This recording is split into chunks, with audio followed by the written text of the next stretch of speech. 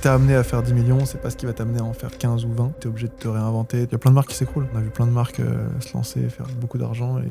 J'avais vu un moment où leur top crash, c'était quelqu'un qui appelait. Oui, j'ai vu que vous avez acheté pour plus de... Puis le client, il se dévoile, il dit oui, alors j'ai vu les effets tout de suite. On a une créa comme ça qui marche. Et on a fait plusieurs montages avec différents types d'avatars. C'est que c'est le founder qui appelle. Ça marche bien. L'être humain achète pour des raisons émotionnelles et justifie par des raisons rationnelles. Oui, ta Rolex, elle a un battement très rapide, etc.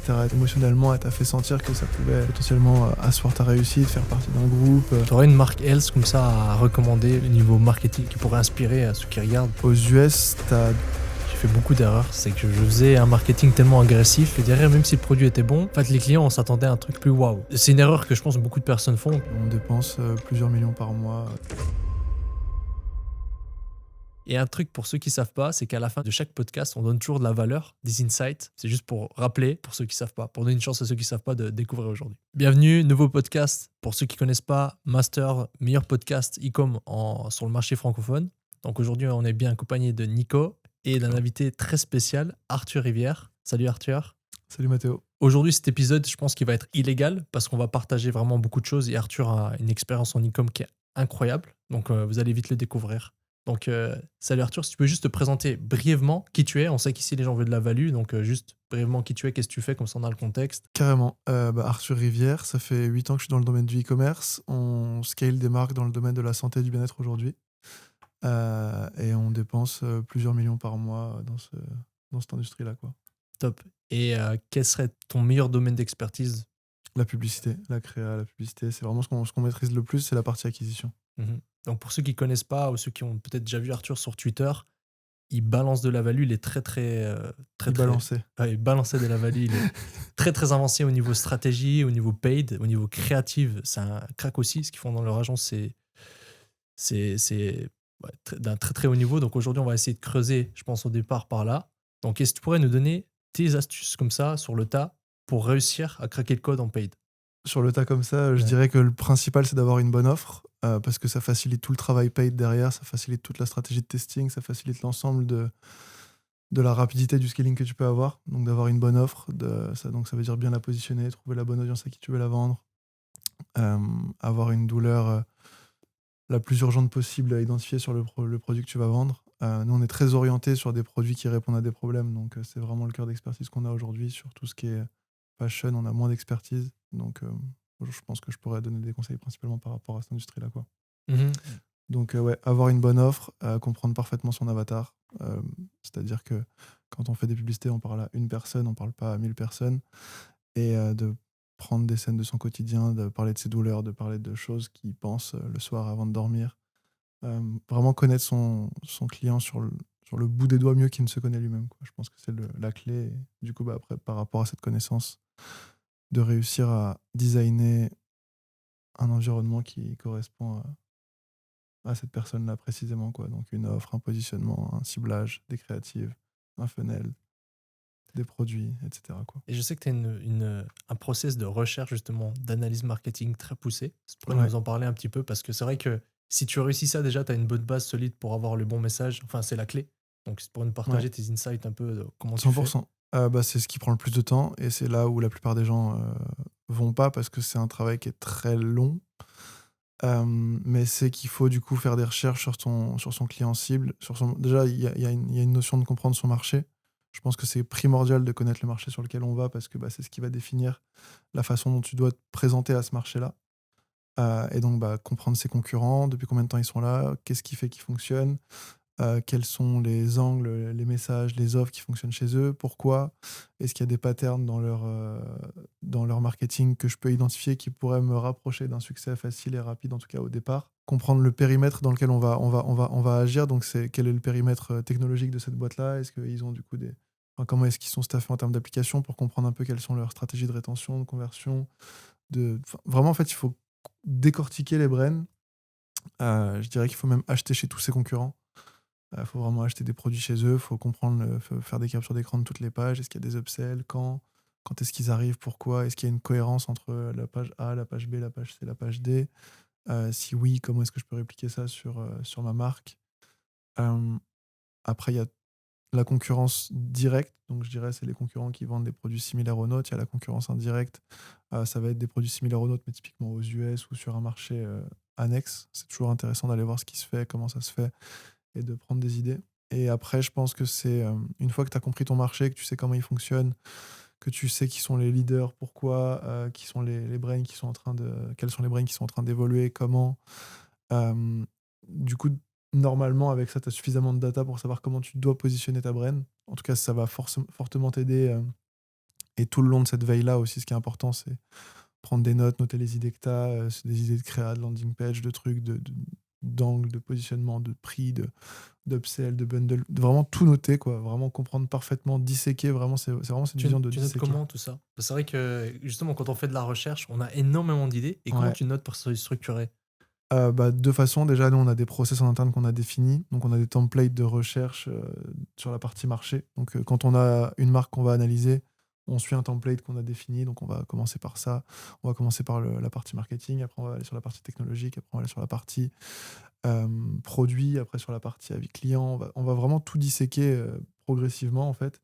Et après, sur la partie idée pure, je dirais que ça, c'est un truc qui vient aussi avec l'expérience. Mais c'est quand tu vas voir des marques, tu vas tout de suite avoir des idées par rapport à ce que tu as déjà fait sur d'autres marques. Et donc, bah, tu prends un carnet, un truc, tu notes, ou je sais pas, en fonction de comment tu bosses. Si c'est une créa, tu le mets dans tes idées créa. Si c'est une landing page, tu le mets dans l'endroit où tu fais des landing pages, etc., quoi.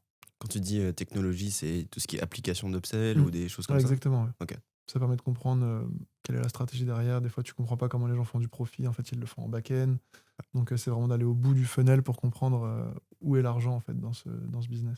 Ok, et ça, tu le fais, par exemple, tu vois un concurrent aux US qui a telle ou telle application, tu t'inspires pour le faire la même chose en France? Potentiellement, si Ok. je trouve que ça fait sens, ouais. Ok. Ouais, donc l'analyse marché, c'est la première chose. Donc vraiment, là, ça permet de comprendre son marché. Et je pense que c'est important de comprendre le périmètre dans lequel tu évolues. Une fois que tu comprends ton marché, ce qui est vraiment important, c'est de comprendre ton client. Et donc là, on passe sur une deuxième analyse qui est, selon moi, la plus importante. Enfin, c'est dur de hiérarchiser, mais c'est hyper important. C'est vraiment là où tu as toutes les réponses qui se trouvent, en fait.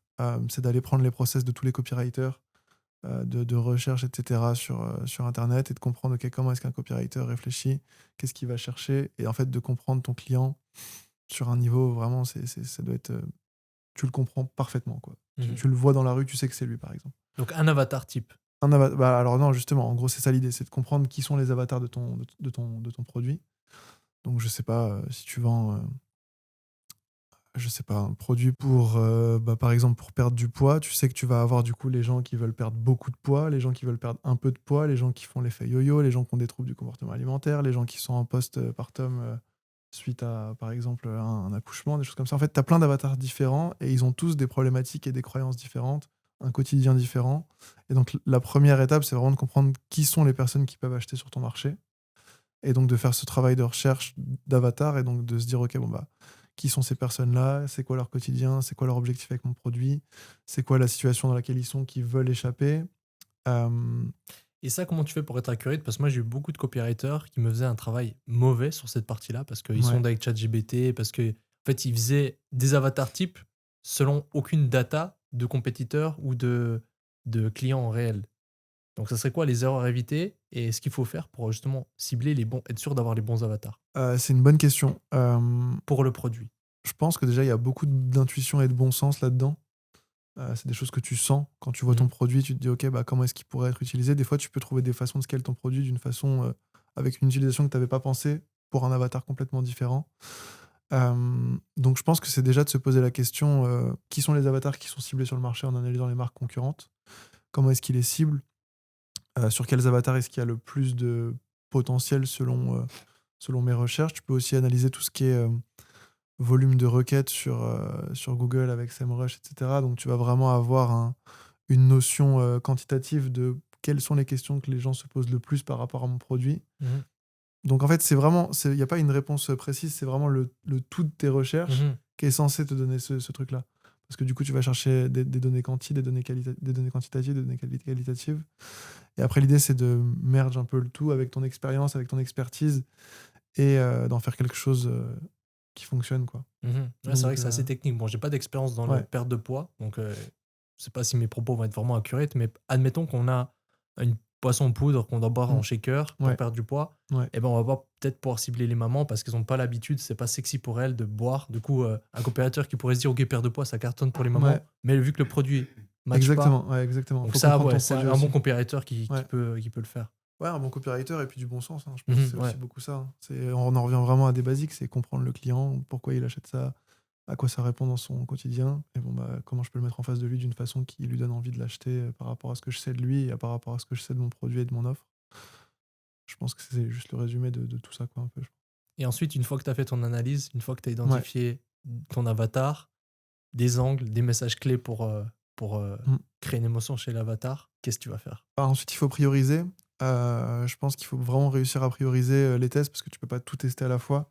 C'est compliqué de tout tester. Nous, en général, on fonctionne sur des marques, on n'a pas du tout de boutique en dropshipping ou autre, donc on sait qu'on a le temps, entre guillemets. Ouais, pas juste pour couper, ouais. parce qu'on l'a pas dit avant, principalement vous scalez les marques de 1 à 10, voire plus. Ouais, exactement. C'est Sur le marché francophone ouais, aujourd'hui, principalement, et en Europe.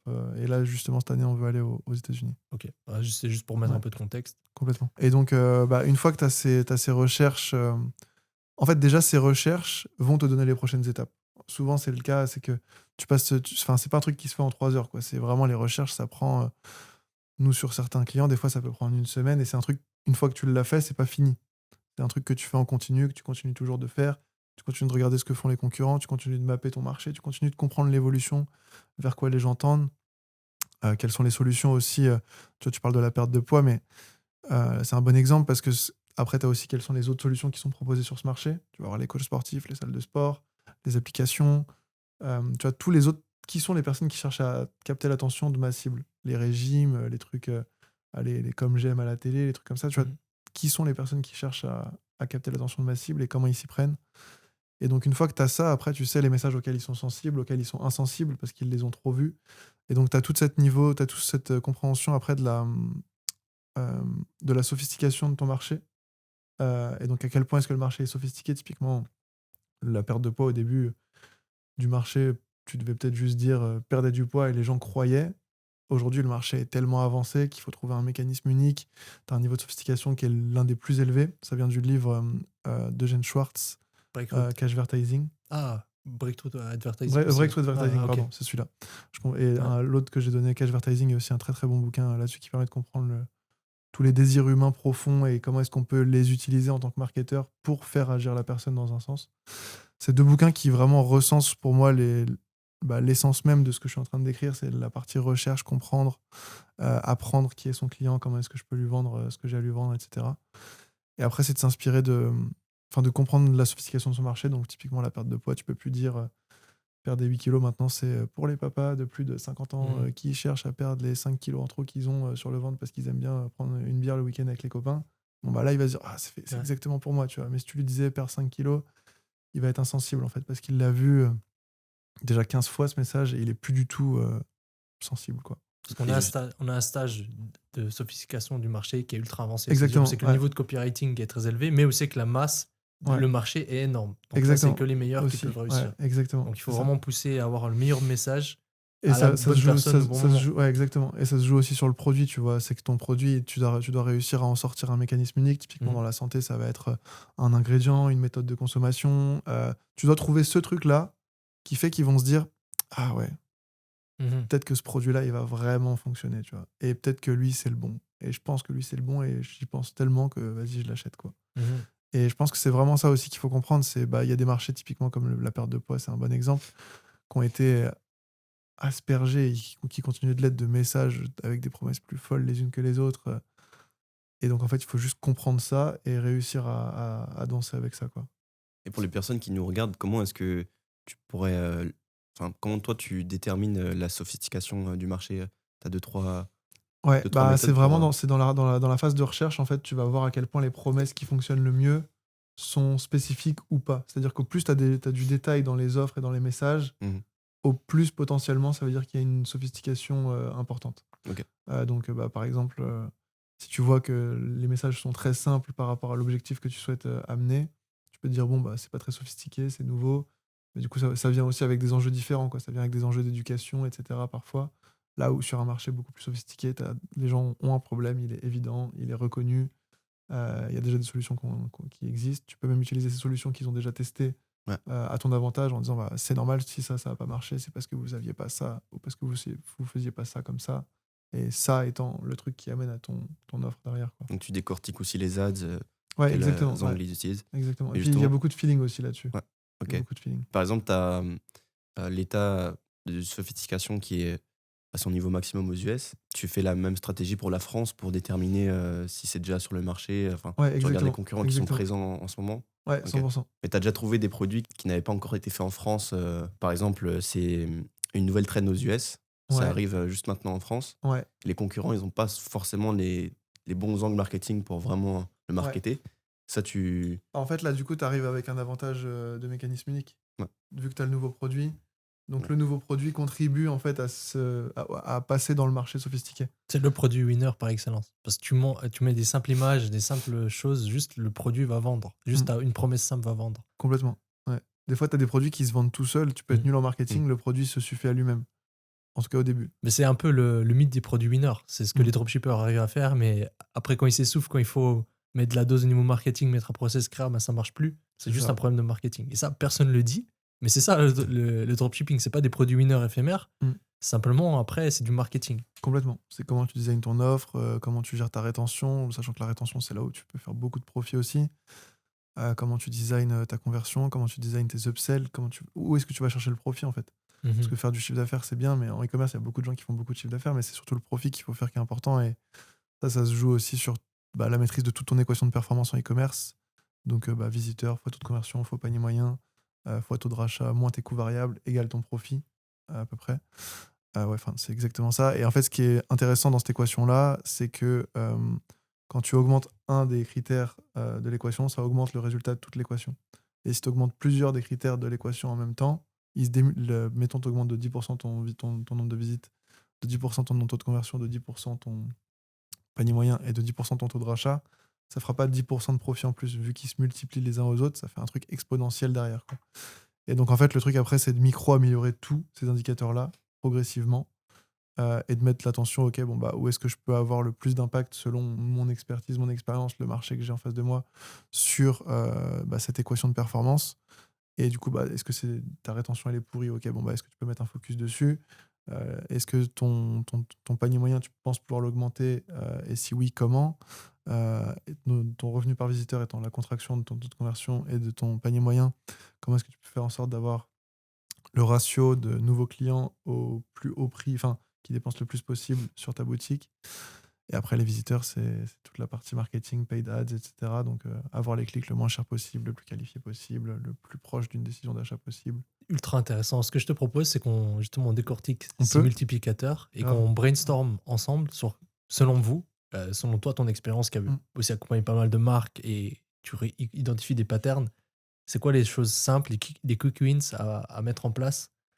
Donc, si on part du tout premier, donc c'est le trafic. Donc, au niveau créa, quels seraient les codes justement pour bien maîtriser cette partie-là? Après, on ira plus loin dans le funnel. Je pense qu'en fait, déjà, il faut faire attention à pas dissocier tout le funnel parce que c'est tout le funnel qui fait le résultat final, tu vois. Donc, en gros, c'est la cohérence entre ce que tu vas dire dans tes pubs, sur tes landing pages, ce que tu vas proposer en termes de produits et d'upsell, et ce que tu vas dire en email qui va faire, en fait, l'expérience globale, tu vois. Maintenant, si on parle de la partie trafic, c'est vraiment tester des formats qui parlent à ton audience. Et donc, pour trouver ça, tu as plein de façons de le faire. Tu peux aller faire une veille aux États-Unis, en France, sur tes concurrents, sur des marchés même différents du tien. Faut pas hésiter à chercher des idées de créa en dehors de ce que tes concurrents en direct ou indirect font. Parce que je pense que c'est vraiment là où tu peux avoir des fois des idées qui vont avoir un effet vraiment important sur ton compte, sur les performances de ton compte et sur tes capacités à dépenser. Donc, je dirais qu'il y a vraiment, sur la partie trafic, c'est comprendre parfaitement ton client et lui proposer un environnement publicitaire qui réponde à l'ensemble de ses questions, de ses objections, de ses désirs, qui lui donnent envie et qui se disent bah ouais, en fait, ce produit, il est fait pour moi, il a été designé pour moi, je dois avoir ce produit chez moi. Et donc, sur la partie visiteur, ce qui est important, c'est vraiment de réussir à. Enfin, l'objectif du paid ad, c'est avoir le plus de trafic possible, le plus qualifié possible, au meilleur prix possible. Si on limite juste la partie visiteur et donc mettre de l'organique en place, tester plein de créa, mais tester des environnements de créa, pas tester genre. Enfin, Nous, on pense beaucoup en environnement dans notre agence chez Keyburst. C'est qu'on essaie de designer des expériences d'achat complètes. Donc, en fait, mettons qu'on se dit, par exemple, on veut cibler les jeunes mamans pour perdre du poids. En fait, ce qu'on va faire, c'est qu'on va faire des créas pour les jeunes mamans avec des jeunes mamans dans les UGC. On va faire des statiques, des vidéos mini VSL, etc., qui vont parler aux jeunes mamans spécifiquement avec des mots, avec des émotions qu'elles vivent en ce moment de « Ah, j'ai un nouveau-né, etc. Ah, j'ai pris du poids, machin, il faut que je perde le poids de ma grossesse, etc. » On va faire une landing page où ça va être pareil, ça va être... l'offre, elle va être pensée pour ça, elle va être dédiée à ça. Et sur la partie upsell également, quoi. On va vraiment essayer de designer tout Tout le funnel complet pour un angle, un avatar. Ouais, Enfin, exactement. pas pour un avatar. Ouais, exactement. Donc Ok. ça, c'est vraiment l'idéal. Après, Ouais. il y a aussi, au départ, je pense pas que ce soit idéal de démarrer comme ça. Mais vu que nous, on prend des marques qui font plus d'1 million par an, en général, c'est des choses qui deviennent pertinentes. Enfin, ça dépend de la taille de marché, mais Surtout en Else, c'est que tu as beaucoup Exactement, d'angles, ouais. d'avatars différents. complètement. Parce que par exemple, pour du vêtement, ça serait peut-être pas la même chose Non, vu qu'on pas du parle tout. du vêtement et non pas. Je maîtrise pas le vêtement. Enfin, je maîtrise pas. On en a fait un peu et en fait, le truc, ce qu'on se rend compte là-dessus, c'est que c'est souvent des enjeux de branding, d'influence, à moins d'avoir un vêtement qui répond à une problématique. Mais bon, un t-shirt, c'est un t-shirt. Tu vois, globalement, c'est tout le branding, toute l'image qu'il y a derrière qui va faire que tu vas te dire, ah bah, si j'ai ce t-shirt, alors je vais paraître comme ça ou être perçu comme ça, ou alors ça va dire ça de moi. Et du coup, c'est pas un marketing qu'on maîtrise vraiment, sur lequel on a mis notre attention parce que c'est un truc qui est très lié à l'image, là où sur la santé bien-être, C'est lié c'est au beaucoup problème. plus copywriting, problème, t'appuies dessus. J'aime aussi, comme toi, plus les produits à problème parce que au niveau copywriting, tu peux t'amuser. Ouais, j'ai du mal sur les autres. Bah ouais, mais pourtant on a des produits aussi et d'autres qui répondent pas vraiment à un vrai problème. C'est qu'on doit creuser ou c'est que c'est aussi intéressant. J'aime bien en fait d'avoir la diversité. Mais bref, revenons au funnel. Donc du coup, toi tu conseillerais une marque là qui fait 1 million par année, donc il fait 100K par mois à peu près, et il veut scaler. Donc ça serait de repartir sur une analyse, bien comprendre son marché, bien comprendre des avatars. Normalement, c'est des choses qui doivent être faites, mais il y a beaucoup de gens, on se rend compte, qui ont des produits qui fonctionnent bien. Et du coup, ils n'ont pas besoin de faire ça. Après, ça va être de comprendre son modèle aussi. C'est quoi ton modèle? Est-ce que c'est un modèle paid ads? T'as des marques qui sont très adaptées à Meta, d'autres qui le sont moins. Tu peux avoir des gens qui vont... En fait, c'est quels sont tes avantages par rapport au marché que tu veux conquérir. Typiquement, si tu as la capacité de sortir des produits très rapidement, tu as peut-être plus un intérêt à te positionner dans un premier temps sur un marché intentionniste en shopping ou sur Amazon ou autre, avant d'aller chercher à conquérir du paid ads qui va t'offrir un vrai scale dessus. Et donc, tu peux créer ton autorité en organique, en shopping et comment dire, en Amazon, par exemple.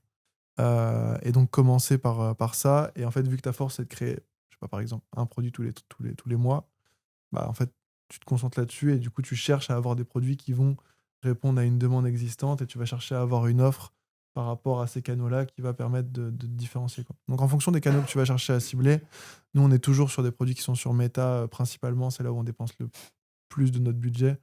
Google suit derrière et les autres, on n'y est quasiment pas, en fait. Aujourd'hui, c'est des trucs anecdotiques, ce qu'on dépense sur les autres plateformes. Native, vous faites pas? Non, Ok. pas encore. C'est un sujet sur lequel on veut avancer, mais on n'a pas encore trouvé d'expertise là-dessus. Ah, ça devrait bien marcher dans votre niche. Je pense, ouais. Ça cartonne. Ça cartonne. C'est des codes totalement différents, par contre, j'ai l'impression. Mais ouais. Advertorial. Full. Ouais. Ouais. Et pour la partie tunnel, etc., comment tu fais t'as un process que tu mets en place pour trouver justement les concurrents, pour t'inspirer? Tu as 2-3 conseils que tu peux partager?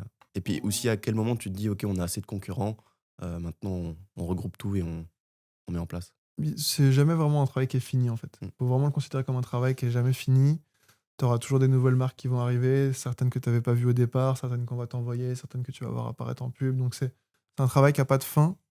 Mais en fait, ça, c'est vraiment propre à chacun. Chacun sent quand il pense que c'est bon. Mais je pense que c'est quand même intéressant d'aller au bout, d'analyser peut-être au moins tes top 3, 5 concurrents en profondeur en France, à l'international, pour vraiment te dire, OK, bon, là, j'ai une compréhension de mon marché qui est largement suffisante. Je parle pour les marques parce qu'encore une fois, sur un modèle drop, je sais pas trop si ça vaut le coup d'analyser autant son marché, mais je pense que c'est global, en fait. Et donc, d'analyser vraiment en profondeur tes concurrents, ton avatar. Et une fois que... En fait, il y a un moment donné où tu as un espèce de haha moment quand tu fais tes recherches et tu es en mode ah, je crois que j'ai trouvé un truc. Et du coup, tu fais ok, bah vas-y, je commence là-dessus, je pars là-dessus. Après, faut juste agir, quoi. Il faut tester rapidement, faut itérer rapidement et il faut prioriser, quoi. Et comment que tu construis ton offre, justement? Parce que l'offre, c'est game changer. Enfin, ça peut tuer ou faire Ouais. marcher ton produit. Bah Euh, déjà, alors du coup, nous, ce qu'on regarde en général chez les clients et les marques qu'on accompagne et celles qu'on est en train de construire, c'est d'avoir des unit economics qui permettent en fait d'aller au niveau de scale qu'on veut aller. Donc c'est-à-dire, faut au moins sur les produits sur lesquels on est nous, on cherche toujours à peu près au moins 75% de marge. Plus c'est mieux, mais 70-75% de marge c'est idéal parce que du coup ça va, t'as énormément de charges dans une boîte e-commerce derrière, t'as tous les softwares, t'as l'humain, t'as la pub, t'as les créas, t'as tout qui va coûter. la TVA. La Ouais. TVA aussi, ouais, bien sûr. Donc, tu as tous ces éléments-là qui vont devoir rentrer en jeu. Donc, il faut vraiment, dès le départ, anticiper ça dans la création de ton offre, dans la création de ton produit, dans le positionnement de ton produit. Il faut que, financièrement parlant, ce soit viable, quoi. Donc, je dirais qu'il y a ce principe-là qui est hyper important. Après, tu peux aussi avoir des modèles sur lesquels tu n'as pas 70-80% de rétention au premier achat, mais bah, du coup, tu as un niveau de marge qui est largement suffisant sur des produits peut-être plus à étiquette ou autres. Mais ça, je maîtrise pas, on n'en fait pas. Euh, mais on va dire que les composantes d'une bonne offre, déjà, c'est qu'elle s'adresse à un public cible, c'est qu'elle répond à un vrai besoin, c'est qu'elle apporte aussi un mécanisme idéalement nouveau sur un marché. Euh, sur la partie e-commerce en pub, je dirais que c'est quelque chose qui est assez mass market. Le plus mass market égale le plus gros scale possible et donc le plus de profit possible. Ça dépend. Après, ça aussi, ça peut aussi apporter de la complexité au départ. Ça dépend du niveau que tu as, comme tu disais tout à l'heure. Je pense que c'est propre à chacun. Et après, bah, c'est un truc où il faut que la personne elle ait l'impression de vraiment faire une affaire et que toi, tu saches que toi aussi, tu fais une affaire en l'ayant à ce prix-là, quoi. Donc Donc, après, c'est comment tu vraiment... positionnes ton prix admettons que tu Tu as un produit. testes. Voilà, tu testes Ouais. différents Tu testes différents prix, tu price points. montes. Si Ouais. tu vois que quand tu montes, ça marche, tant mieux. Tu as différents prix. Après, tu vois, typiquement, nous, déjà, là, un classique de l'offre, c'est de faire des bundles. Donc, c'est de te dire, OK, bah, je t'en vends un pour 30 balles, je t'en vends deux pour 60 balles. Donc, tu as buy to get one free. Et je t'en vends 4 et je t'en offre 2 par exemple. Donc, ça, c'est un truc où tu peux, tu peux jouer sur tes niveaux de panier moyen avec ça et donc bah, augmenter tes capacités d'acquisition client et donc la marge court terme que tu vas faire. Parce que c'est bien la rétention, mais tu n'es jamais certain qu'elle arrivera. Donc, autant prendre tout ce que tu peux prendre sur l'instant, je pense que c'est important. Et ensuite, bah, c'est de justifier en fait tes bundles. Donc, c'est de dire, OK, bah, pourquoi est-ce que je te propose 3? Parce qu'en fait, sur une cure de 3 mois, c'est là où 70% de nos clients ont les premiers résultats qui apparaissent. Et la cure de 6 mois, bah, en fait, c'est 98% des clients, ils estiment que. En fait, il faut justifier pourquoi en fait, tu mets cette offre-là comme ça et pourquoi est-ce que tu l'as designé comme ça. Et après, comment tu définis le prix? Vraiment, tu testes. Tu peux tester différents prix. C'est un des moyens les plus faciles d'augmenter sa marge. Des fois, c'est d'augmenter de 5 balles son prix produit. Et tu te rends compte qu'en fait, les gens, ils considèrent pas ça. Mais l'offre, ça représente, ça englobe un peu tout. Ça englobe tes frais de shipping. Est-ce qu'il y a du shipping ou pas? Est-ce que tu l'inclus dedans? À partir de combien? Est-ce que c'est à partir de plusieurs produits ou pas? Tu vois, tous ces éléments-là qui vont venir, et c'est pour ça que je parlais d'équation économique, c'est que c'est ton équation économique qui va définir ce que tu peux faire et ce que tu peux pas faire. Est-ce que tu peux offrir le shipping dès le premier produit ou pas? Est-ce que c'est avantageux pour toi ou pas? Une fois que tu as compris ça, après, c'est juste d'essayer de jouer avec tout et de faire des tests. Tu regardes aussi les concurrents, comment ils font. C'est un bon moyen de voir ce qui fonctionne au démarrage. Et puis après, faut réussir à innover quand tu arrives à un certain niveau de revenus. Il faut créer des choses nouvelles. Tu peux ajouter de la valeur dans ton offre. L'équation d'Hormozy est intéressante. Je ne l'ai plus exactement en tête. Je ne sais pas si tu vois ce que c'est. Ouais, C'est bien sûr, bien sûr. la valeur perçue, l'effort qu'il y a besoin, la probabilité que ça m'arrive et tout. Enfin, Voilà, tous la ces probabilité paramètres-là. qu'il puisse atteindre le Ouais, désir exactement. divisé par le nombre d'efforts, c'est ça? Divisé Ouais, il y par a le un nombre. truc comme ça. On la Non, mettra ouais, ici. on pourra la mettre parce que c'est intéressant. Et je pense vraiment que c'est ça une bonne offre. Et après, bah, l'offre, elle englobe, en e-commerce, elle englobe tout. C'est est-ce qu'il y a le shipping, il n'y a pas. Qu'est-ce que je mets dans mon produit? Est-ce que, bah, par exemple, je peux ajouter des guides pour atteindre encore plus le résultat que je veux offrir? Euh, des fois, les gens ont de la facilité à donner de la valeur à un produit physique, mais moins à un produit digital. Donc, en fait, ça peut être aussi des fois de vendre un produit digital et d'offrir le produit physique. Et là, ils sont en mode, bah, attends, je sais pas combien vaut une formation là-dedans ou de l'information là-dedans. Et donc, en fait, ça change complètement la perception et le jugement de la personne, tu vois. Mhm. T'as plein de possibilités Et comme ça. si on pouvait donner quelques hacks pour justement améliorer l'offre, donc là, tous ceux qui regardent, qui ont un truc qui marche, comment il peut améliorer son offre, comment il peut tester d'autres offres. Moi, ce que je dirais, ce que je pourrais donner comme conseil, c'est déjà regarder sur ClickBank. ClickBank, c'est un Ouais. site d'affiliation où c'est que là, il y a les top marketeurs Mm. qui promouvoient des produits. Et du coup, c'est très poussé et ça donne beaucoup d'idées sur très à l'américaine sur comment marketer les choses. Et moi, j'ai appris beaucoup de choses là-dessus. Ça, c'est un petit tips que je pourrais donner déjà. 100%. Ils dépensent tellement d'argent là-dessus, les gens, que tu es sûr que tu as des offres qui fonctionnent. Ouais. Quoi. Il n'y a pas de doute là-dessus. Je pense que ce qui est intéressant aussi dans cette source d'information que tu évoques avec ClickBank, c'est de comprendre les mécanismes. Ça fait des années qu'ils vendent des trucs pour la perte de poids, ça fait des années qu'ils vendent des trucs pour vivre en autonomie, ça fait des années qu'ils vendent les produits qui répondent aux mêmes besoins. Les seules choses qui changent, ça va être parfois le produit, mais pour répondre aux mêmes besoins, et les ingrédients dans le produit ou ce nouveau rituel chinois sorti de cet ingrédient qui vient d'une contrée en Chine. Tu vois, genre vraiment, ils vont avoir des fois des fois, enfin dans le domaine de la santé en tout cas, des fois un ingrédient dans ton produit peut faire ton positionnement. Ça, j'ai vu beaucoup en native.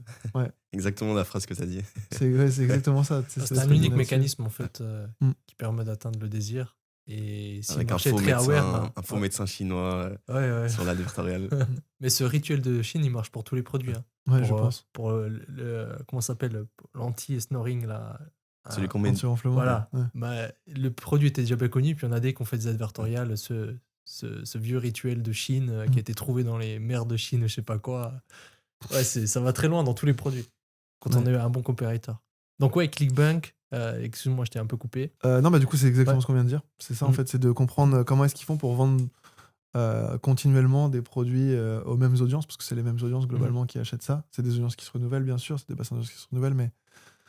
Et de comprendre, en fait, qu'est-ce qui fait qu'ils continuent de vendre des produits similaires, quels sont les top offres. Tu as des scores de Gravity Score sur ClickBank qui peuvent te montrer les top offres du moment. C'est toujours dans les problèmes les plus importants, relations...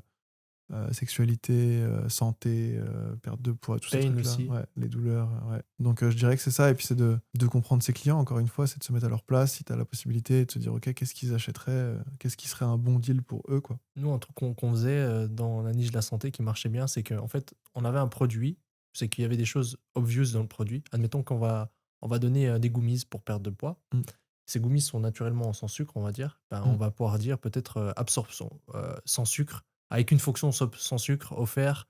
Nous, ce qu'on faisait beaucoup, c'est dans la niche de la douleur. On avait des produits, c'est qu'il y avait certaines fonctions. Par exemple, fonction chauffante, fonction vibrante. Puis on disait, en plus, on rajoute spécialement la fonction vibrante, la fonction chauffante. En fait, pour construire une offre irrésistible, un peu comme Hormozy, c'est qu'on mécanisait pourquoi ils pouvaient atteindre leur désir avec ce produit. Et après, on faisait une offre, c'est que c'était pas, tu pouvais pas manquer cette offre pour atteindre leur désir, avec un e-book, avec un programme encore à côté. C'est un peu comme ça qu'on faisait et ça marchait bien. Après, il y a les advertorials aussi. Les advertorials, ça, c'est trop bien parce que tu peux vendre un panier moyen plus élevé, tu peux préparer ton offre après derrière. Advertorial, c'est vraiment, quand on maîtrise bien, c'est 100%. game changer. Ouais, 100%. Ça, vous en faites aussi? Ouais, on commence à faire des advertorials, on commence à faire des VSL. Là, on a des VSL qui arrivent sur le marché francophone. Parce qu'on arrive à des niveaux où des fois, en fait, le seul moyen de casser le plateau qu'on a devant nous, c'est de faire des choses qu'on ne faisait pas avant. Donc là, en fait, ce qu'on est en train de faire sur la plupart de nos clients, c'est d'intensifier justement cette notion de cohérence entre l'expérience avant le clic et après le clic. Et je pense que y a certains niveaux de marque, tu vois, quand tu fais 10 millions par an en France, où tu es obligé de faire ce que tu faisais pas si tu veux avoir les résultats que... Enfin, en fait, ce qui t'a amené à faire 10 millions, c'est pas ce qui va t'amener à en faire 15 ou 20. Et donc, tu es obligé de te renouveler, tu es obligé de renouveler tes stratégies, tu es obligé de te réinventer, tu es obligé de structurer ta boîte différemment, tu es obligé de maîtriser des choses différentes, tu es obligé de tester des sources de trafic différentes. Tu vois, typiquement, on parlait tout à l'heure de native ads, c'est des choses sur lesquelles on est en train de se pencher en ce moment aussi, sur la partie advertoriale, de mettre du native ads en plus. Faut être omniprésent sur YouTube, faut que partout où les gens tapent le nom de ta marque, faut qu'il y ait de l'information rassurante qui prouve que ton produit est bon pour eux. Donc ouais. Tu aurais une marque Else comme ça à recommander au niveau marketing, au niveau qui pourrait inspirer à ceux qui regardent, ceux qui sont dans le Else? Aux US, t'as Dr Gundry C'est une marque justement qui est très affiliate, et pour le coup, ils ont des créas qui tournent, qui font 40 minutes la créa elle dure 40 minutes. Tu vois, c'est vraiment des trucs où en gros, ça peut choquer enfin, nous on peut voir ça, on peut se dire wow, mais à quel moment ça marche? Et en fait, c'est les top spenders dans le health wellness aux US, quoi. Tu te dis, c'est qu'il y a une raison, quoi. Ouais, intéressant. Moi, il y a Hims. Tu connais la Ouais, marque très Hims? très Ouais. fort. Très très fort. Ils sont Mm. incroyables.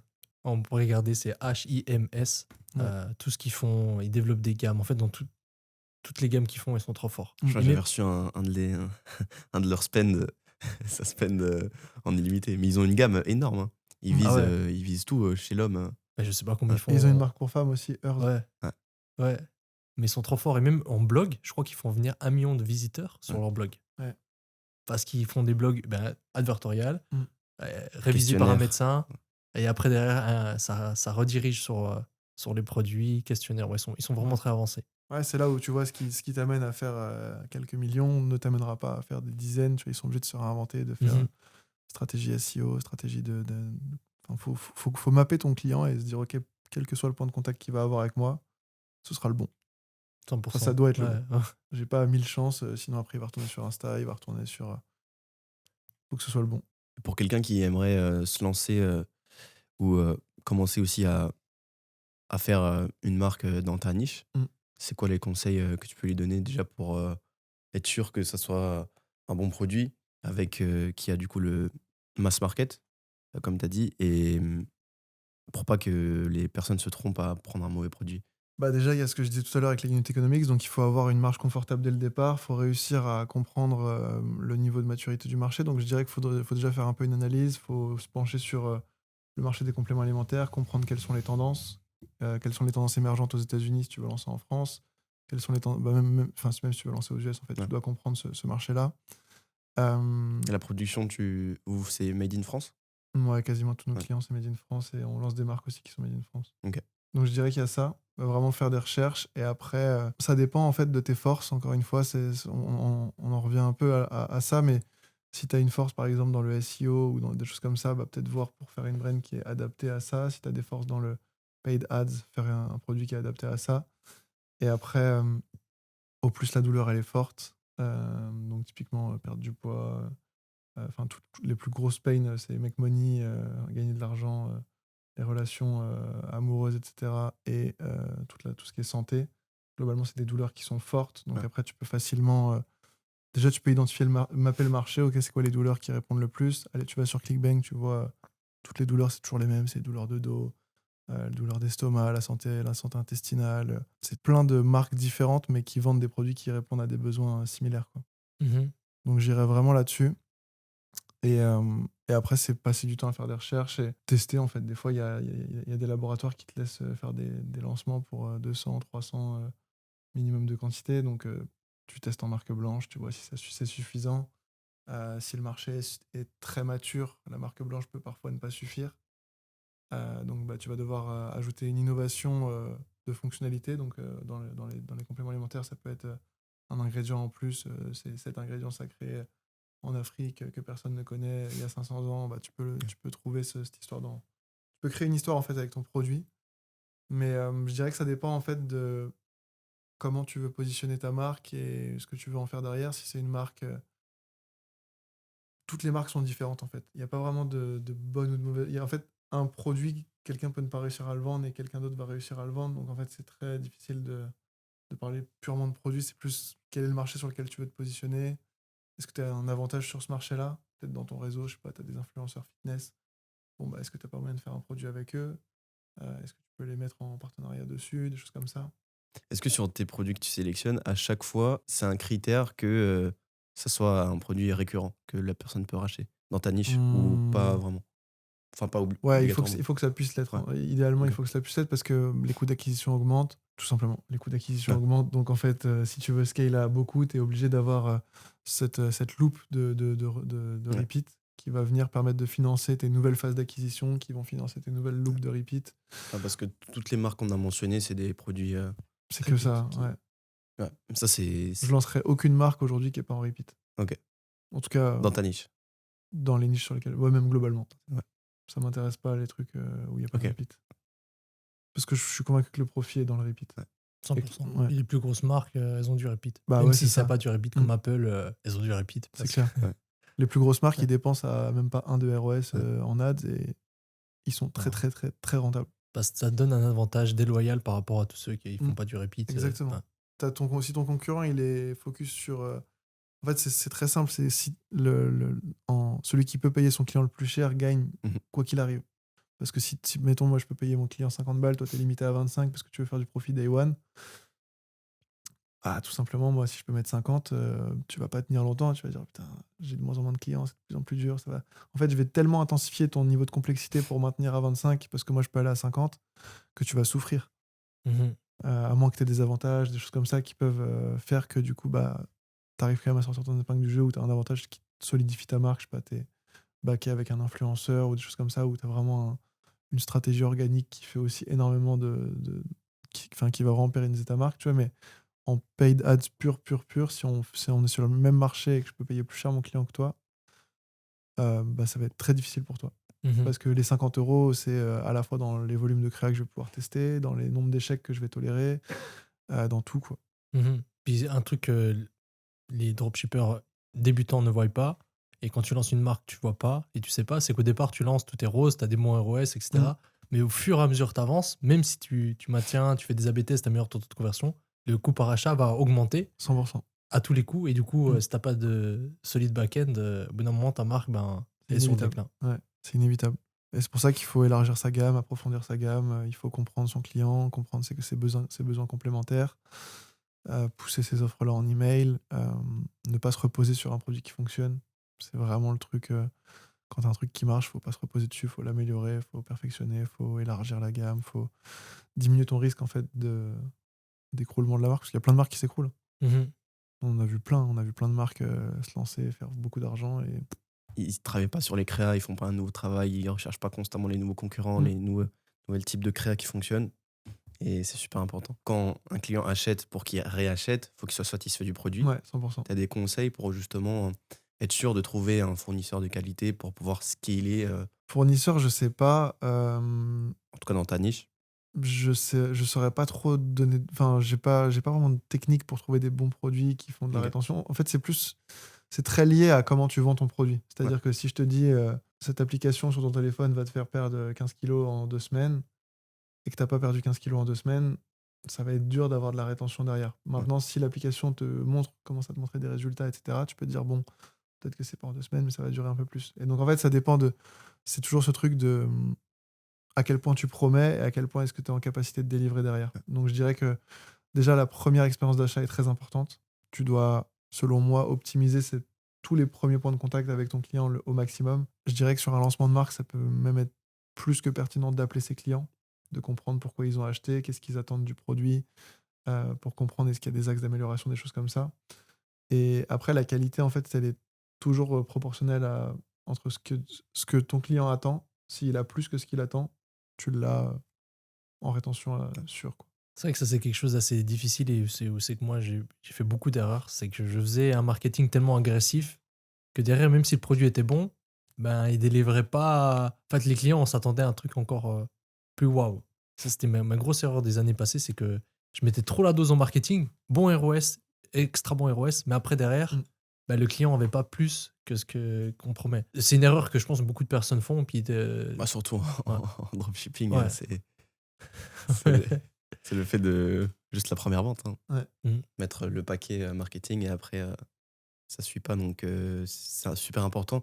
Bah, comme du coup, d'où commander chez les concurrents comme tu l'as mentionné Mm.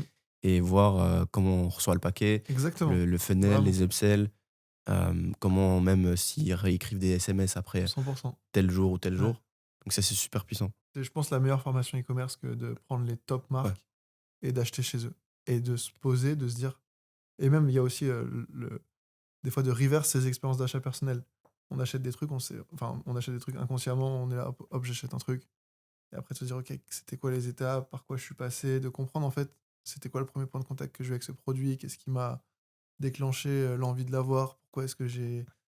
Qu'est-ce qui émotionnellement m'a trigger, parce qu'en soi, on achète l'être humain achète pour des raisons émotionnelles et Mm. justifie par des raisons rationnelles. Oui, ta Rolex, elle a un battement très rapide, etc. Ou ta Porsche, elle a un moteur V8, mais ce qui est important pour toi au départ, c'est émotionnellement, elle t'a fait sentir que ça pouvait potentiellement asseoir ta réussite, faire partie d'un groupe, ne pas être rejeté en société ou être accepté dans certains endroits où tu l'étais pas avant. Enfin, en fait, t'as tout ce travail de quelles sont les émotions profondes. Et ça passe beaucoup par juste demander pourquoi tes clients achètent. Et quand ils vont te donner une première réponse, tu as le truc des 5 pourquoi. C'est ouais, mais pourquoi? Ah, parce qu'en fait ça. Ouais, mais pourquoi? Ah, parce qu'en fait ça. Et en fait, à la fin, tu te rends vraiment compte que. En fait, il voulait peut-être pas perdre du poids, il voulait peut-être juste retrouver son intimité avec sa femme, mais du coup, vu qu'il a du poids, il associe son Mhm. poids au manque d'intimité, et en fait, tu te rends compte que tu peux faire une créa sur ça, et là, il va se dire, waouh, c'est exactement ça, quoi. Ça, c'est ce que personne dit, mais pouvoir trigger les émotions, C'est le c'est plus un important. truc très difficile à faire, mais de comprendre quelle émotion ressent la personne. Toi, quand il achète, quand il veut une voiture, ben, c'est pas la voiture qu'il veut, c'est une émotion spécifique. Et quand tu arrives à comprendre cette émotion-là, ben, tu peux montrer d'autres types de créa pour lui trigger cette émotion-là. Et là, c'est banger. 100%. C'est vraiment un des trucs les plus importants, je pense. C'est d'avoir une empathie pour ton client. Il y a des gens qui ne l'ont pas naturellement. Il y a des gens qui l'ont naturellement. Mais je pense que c'est le truc le plus important, quoi. La plupart des créas qui marchent en organique, Ouais. ben, au final, c'est simplement, elles dégagent une émotion. Peu importe le Exactement. contenu, c'est ça. Mais l'émotion, c'est le truc le plus important, hein, tu le vois. C'est les gens, ils veulent. Quand tu vas sur les réseaux, tu vas pour chercher un peu de la dopamine, pour chercher à. Souvent, les gens qui vont sur les réseaux, ils y vont pour échapper à quelque chose, tu vois. C'est rarement pour une quête de savoir ou quoi. Parfois, ça l'est, mais la plupart des gens, ils y vont parce qu'en fait, la vie, elle est dure, quoi. Mhm. Et parce que ils ont plein de trucs à l'intérieur d'eux qui font que ils ont besoin de sortir de ce truc-là. Et donc, ils vont sur les réseaux, ils vont consommer, ils vont. euh, la société leur fait penser et leur fait croire qu'ils ont besoin de consommer, qu'ils ont des besoins qui sont pas assez, qu'ils ont besoin d'être plus ça ou d'être plus ça. Et donc, en fait, c'est ce qui déclenche le fait qu'ils vont sur les réseaux. Et après, toi, tu as juste à trigger leurs émotions et à mettre le produit qui répond réellement à leurs besoins entre leurs mains, quoi. Mais je valide parce que moi, j'achète jamais via Instagram, Facebook et autres. Mais la semaine passée, j'ai acheté un produit et franchement, c'est exactement tout ce que vous avez mentionné. Donc, donc moi, sur mon iPhone, déjà, j'ai une application qui s'appelle Opal J'utilise aussi, c'est toi qui m'as pas. Pareil, j'ai pareil. qui permet de bloquer constamment Instagram. J'ai pas accès, etc. Mais du coup, j'ai accès quand même 15 minutes, 30 minutes par jour. Et donc, je vais sur Instagram et je vois une publicité d'un persona qui est moi, en fait. Donc, il y avait quelqu'un qui est jeune, etc., sur un MacBook en train de travailler à Bali, etc. Et on le voit aller sur Instagram et perdre du temps. Et du coup, il a fait un hook incroyable. Et en fait, leur produit qu'ils vendent, c'est un petit carré, ça s'appelle Brick, qu'on met sur le mur et il faut passer son téléphone dessus pour avoir accès à Instagram ou pour avoir enlevé l'accès. Et ça m'a trigger, j'ai acheté directement. La publicité, elle parlait de moi. Donc, tout ce que vous avez dit, c'était 100% ça. Du coup, là, je le reçois lundi. Et en gros, c'est un brick où. Ouais, je vois très bien, j'ai failli l'acheter. T'as Je vois vu les aussi pubs, ouais, mais les pubs, elles sont bien, elles sont Elles sont bien. captivantes, tu vois le produit. C'est exactement. C'est vraiment. Ils sont 100% très forts. ça. Opal aussi très fort en pub. Ouais, Opal. Opal. Ouais. Très très fort en pub aussi. Ouais, mais c'est un produit physique, justement, en brick. Ouais. C'est ça qui C'est clair. m'a hook. Et justement, tu parlais aussi d'appeler ses clients. J'avais vu que Nali, Ouais. une marque Safran. Safran, ouais. En fait, leur top, j'avais vu un moment, leur top créa, c'était quelqu'un qui appelait les commandes Ok. des clients. Il disait Incroyable. oui, j'ai vu que vous avez acheté pour plus de 30 commandes. Pourquoi est-ce que dites-moi, etc. Et puis le client, il se dévoile, il dit oui, alors j'ai vu les effets tout de suite. Mes enfants aussi, là, ils avaient de la peine à dormir le soir. Maintenant, ils dorment beaucoup mieux. Et du coup, ça attaque, c'est émotionnel. Incroyable. On a une créa comme ça qui marche, mais en middle of funnel. Ouais. En cold, ça marchait pas. En middle of funnel, on a. Bon, c'est pas une vraie cliente, Ok. mais on a fait plusieurs montages avec différents types d'avatars. C'est que c'est le founder qui appelle. Voilà, je suis le founder, j'ai appelé parce que vous avez passé 30 commandes. Pourquoi 30 commandes? What the fuck? Et puis la personne dit voilà, j'en avais acheté une déjà. Et après, c'était tellement bien que j'ai dû acheter pour toute la famille. Ça marche bien en middle of funnel. Et un truc qui marche bien aussi, que peu de personnes font, c'est d'appeler le client ou même des acteurs en visio. Ça permet d'avoir un truc beaucoup plus authentique. Et là, pareil, d'avoir le founder, nous, on n'avait pas encore avec le founder. Là, on va mettre en place un founder qui appelle la cliente, donc des vrais clients, mais aussi avec des acteurs, pour voir qu'est-ce qui marche le mieux, en visio, avec un truc scripté, c'est-à-dire une framework d'un ads, Ok, pourquoi vous avez acheté? Quel était le problème? Qu'est-ce que les autres solutions n'ont pas pu résoudre? Tu vois, toutes des questions comme ça. Et après, qu'est-ce que je pourrais dire aux ceux qui sont réticents pour avoir une note? Exactement comme les podcasts des formateurs quand ils prennent un élève. Ouais, c'est ça, exactement. À 100%, ça marche du tonnerre. Et ça, on l'avait fait, mais on l'a pas fait encore avec Founder. Et là, Ouais. on le met en massivement. C'est que là, on va prendre des acteurs, des clients. Ça va se faire la semaine prochaine. Un Founder derrière qui appelle. Et ça va être bangers. Toi, t'avais vu des concurrents dans ta niche qui faisaient ça? Non, Ou... moi, Ok. mais moi, souvent, moi, je prends, comme il dit Arthur, je regarde ce qu'ils font les directs, indirects, et aussi niveau 3, c'est-à-dire tout ce qu'ils font les marques inspirantes, comme IMS, par exemple, ils sont dans la health, mais qu'est-ce qu'ils font que moi, par exemple, sur un autre marché, je pourrais intégrer. Mhm. C'est un peu plus technique, parce que souvent les codes ne Mhm. marchent pas, mais quand ça marche, ben, t'es le premier à faire un truc innovant. Et ça, j'ai vu que ça marchait bien. Du coup, on l'a testé, on l'a fait un peu en call, c'est que t'avais pas le visio. Et on a vu des bons indicateurs. Donc là, voilà, on met le paquet, on va appeler tous nos clients, enfin tous nos top clients pour avoir plein de contenu.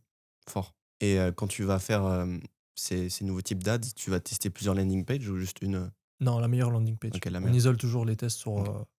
En fait, il y a une règle en e-commerce, en business, je pense.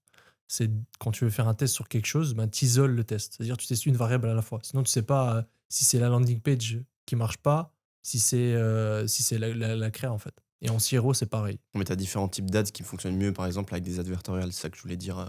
Ouais, ouais. Idéalement, on teste toujours sur la meilleure landing page. Puis si après ça prend bien, ben, on va venir tester sur les différentes autres landing pages. Et quand on veut tester une landing page, ben, on va venir prendre nos meilleurs créas qui fit avec la landing page. Pour les advertorials, c'est pareil. En fait, en règle générale, quand on teste des advertorials, on prend nos meilleurs créas, plus après encore d'autres créas qui pourraient bien fitter avec la landing page, puis on lance en CBO unique advertorial. Mais là, ça fait un moment qu'on n'avait plus testé massivement des advertorials. Là, on en refait justement. Là, on en a entre 5 et 8 En Europe aussi? en Europe, ouais. En Europe et aux US qui vont être testés. On le refait parce qu'on lance le Native Ads. Donc, sur Meta et Native Ads, plein d'advertorials qui vont être testés et c'est très intéressant. Que du copywriting. Et toi, du coup, Arthur, ton équipe, elle est composée de combien de personnes et à peu près quel pôle Alors du coup, on a une personne qui s'occupe de toute la partie data media buying sur le social ads, une personne qui s'occupe de toute la partie Google Ads, une personne qui s'occupe de toute la partie créateur UGC, etc., qui va vraiment sourcer les profils qui correspondent exactement. On a trois personnes sur la post-production, dont un qui chapeaute vraiment toute la partie visuelle, on va dire, de nos créas en interne. Ça fait longtemps qu'on travaille ensemble. Et après, j'ai mon frère qui lui s'occupe de toute la partie organisationnelle de la boîte. Et globalement, et on a un copywriter et on est en train de tendre vers en prendre 2. Ok. Ouais. C'est cette même équipe pour toutes les personnes, enfin toutes les marques que Ouais, vous arrivez à scaler. Exactement. Ok. Exactement. C'est pas pour chaque marque, c'est en tout. Non, c'est Ok. vraiment, on arrive. En fait, avec l'équipe qu'on a créée, on arrive à scale plusieurs marques en simultané. On en a peu. Aujourd'hui, on accompagne 5 marques en simultané sur l'agence. Mais c'est avec cette équipe-là, ouais, exactement. J'ai vu ça justement que tu prends très peu de marques, mais tu les aides vraiment à scaler parce que Ouais. j'ai vu beaucoup de marques, beaucoup d'agences qui prennent énormément de clients et au final, pas vraiment de. Ouais, bah en fait, c'est des modèles différents d'un point de vue agence. Agence pure, valorisation d'agence, c'est plus intéressant de faire un modèle où tu as beaucoup de clients, beaucoup d'équipes, où tu fais peu de choses, mais où tu as vraiment standardisé un résultat qui est OK. Ouais. Mais j'ai jamais raisonné avec ce modèle-là, ça m'a jamais excité, j'ai jamais trouvé d'intérêt à me limiter dans l'accompagnement que j'avais auprès des clients, et j'ai toujours été en contact avec les clients qu'on accompagne. Ouais. Et ce contact-là fait que je peux pas m'empêcher de te dire que en fait là, faut peut-être qu'on fasse plus un truc comme ça sur les landing pages, ou qu'on aille travailler la rétention, ou qu'on aille changer le produit, qu'on élargisse la gamme, ou qu'on fasse ci ou qu'on fasse ça. Et avec le temps, les années d'expérience, en fait aujourd'hui on est quasiment, il y a certaines marques où on gère tout, quoi. Ouais. Tout, en tout cas toute la partie grosse, on gère, quoi. Elles sont dépendantes. Ouais, c'est une 100%. forme, ça peut être une forme de dépendance, ouais. Ça peut être une forme de dépendance. Il y a même certains cas où des fois on se rend compte que en fait, on a pris tellement de place dans la marque que le founder sait plus trop comment on en est arrivé Ils ont plus là. rien à faire. et ils ont plus grand chose à faire, tu vois. Et en fait, on a pris tellement le lead parce qu'on gère. En interne, on a ces équipes-là, mais en externe, on travaille avec des partenaires sur la partie conversion, sur la partie rétention. Et en fait, on va vraiment essayer de prendre ce rôle de leader en fait la cohérence du funnel entier parce que ça va nous permettre de dépenser plus. Et vu qu'on a des modèles sur les investissements ou la marge de contribution qu'on va générer, on cherche toujours à dépenser le plus possible dans les meilleures marges Ouais. possibles. Et donc, on optimise tout. Et donc, de ce constat-là, en fait, aujourd'hui, on en est aussi arrivé au fait que sur 2025, on va commencer à créer nos propres marques et à s'associer en fait avec certaines marques qui souhaitent vraiment passer au niveau supérieur, qu'on puisse peut-être les internationaliser, internaliser aussi nos compétences pour augmenter la valeur de la boîte et la rendre beaucoup plus antifragile. Parce que c'est vrai que quand toute ta croissance elle dépend de prestataires externes, ça, ça a un bon côté parce que du coup tu maîtrises bien tout, tu es plus ou moins libre en tant que founder de te dire si je suis pas content, je peux stopper toutes les collabs d'un coup, mais quand toute ta croissance repose sur de l'externe, ta boîte vaut pas grand chose en fait, en général. Donc si tu veux faire un exit, si tu veux faire des choses comme ça, tu es obligé de commencer à penser valeur. Et si tu penses valeur, tu es obligé de mettre en place des process, rendre ta boîte rachetable. Mhm. Et donc de penser la chose pour ça, quoi. Donc là, les membres d'équipe que tu as, par exemple, ton media buyer, c'est quand Mm. même ton media buyer à toi. Mm. Tu le formes constamment. Comment Il se tu le forme tiens à jour? constamment. Il se Ok. forme constamment. Lui, moi, je fais plus de media buying depuis Ok. longtemps. Il a un budget par année qu'il peut spend en formation. Comment est-ce que. Non, c'est vraiment au besoin. S'il a des besoins, il nous l'évoque. Ok. Il est assez autonome, vu que c'est la personne avec qui on travaille depuis le plus longtemps. Ouais. Donc, il est hyper autonome dans ce qu'il fait. Il a ses sources d'informations. Il est Et il travaille que pour toi? ouais, Ok. Et comment tu l'as trouvé typiquement, lui dans un groupe où on partageait des accès pour Spy, pour AdSpy, des trucs comme ça, il y a Ok. longtemps. Ouais. Ah ouais, c'est. En fait, on cherchait une personne pour nous aider sur la partie media buying.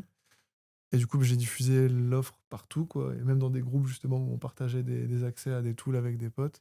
Et il était dedans, il faisait du e-commerce de base. Ça l'a chauffé, ça nous a chauffé. On a fait, vas-y, go. Et puis maintenant, ça fait bientôt 4-5 ans qu'on bosse ensemble. Excellent. Ouais. Tu as déjà aidé une marque à, du coup, scaler, bien évidemment, mais Mm. par la suite, faire une revente, tu as déjà aidé ou est-ce que Moi, tu. directement, non. J'ai des contacts qui sont spécialisés là-dedans. Mais nous, on n'a jamais aidé une marque Ok. à se revendre, non. Mais quand vous les prenez et que vous scalez, est-ce que c'est quelque chose que vous pensez aussi par exemple, si Ouais. un des founders il dit ok, moi peut-être que je vise un gros scaling avec vous, Ouais. mais ensuite une revente dans 2 ans, est-ce que. En fait, c'est deux sujets différents. C'est-à-dire que si tu fais appel à nous en tant qu'agence, nous, ce qu'on va focus, c'est faire le plus de cash possible dans le périmètre que tu vas nous donner. Ouais. Donc, par exemple, tu nous dis, je suis OK d'acheter mon client 20 balles, pas plus. OK, nous, on va essayer de maximiser on va mettre tout ce qu'on peut pour maximiser l'acquisition client à 20 balles. La valorisation, nous, on peut aider les clients à valoriser leur boîte déjà en les faisant grossir. Mais c'est surtout après sur un autre sujet, c'est-à-dire que demain, tu veux que je t'aide à augmenter ta valeur, je peux, mais c'est pas du tout le même travail, ça va demander des compétences complètement différentes. Ça va passer par rendre la boîte la plus solide possible, la plus sexy possible pour un racheteur, identifier des racheteurs, identifier ce que voudraient ces racheteurs. Le même travail qu'on fait sur un avatar client e-commerce, on va le faire sur ton produit qui est du coup ta boîte. Et du coup, on va designer la boîte pour qu'elle soit rachetable. Et du coup, là, c'est plus un truc sur lequel on va prendre de l'equity prendre des participations de l'entreprise et du coup dire ok, tu veux qu'on augmente ta valeur, ok, mais du coup on prend une part de la valeur et on peut conditionner le deal en fonction de certains. Et les marques que vous accompagnez, c'est toujours à peu près sur le marché francophone et aussi les Ouais. marques que du coup vous allez créer cette année, ce sera aussi sur les mêmes marchés? Ou vous Euh, prévoyez d'autres marchés en fait, on en parlait tout à l'heure avec Mathéo en off avant, c'est que j'ai une expérience avec le marché US qui est pas bonne et en fait je me suis rendu compte que j'osais plus y aller.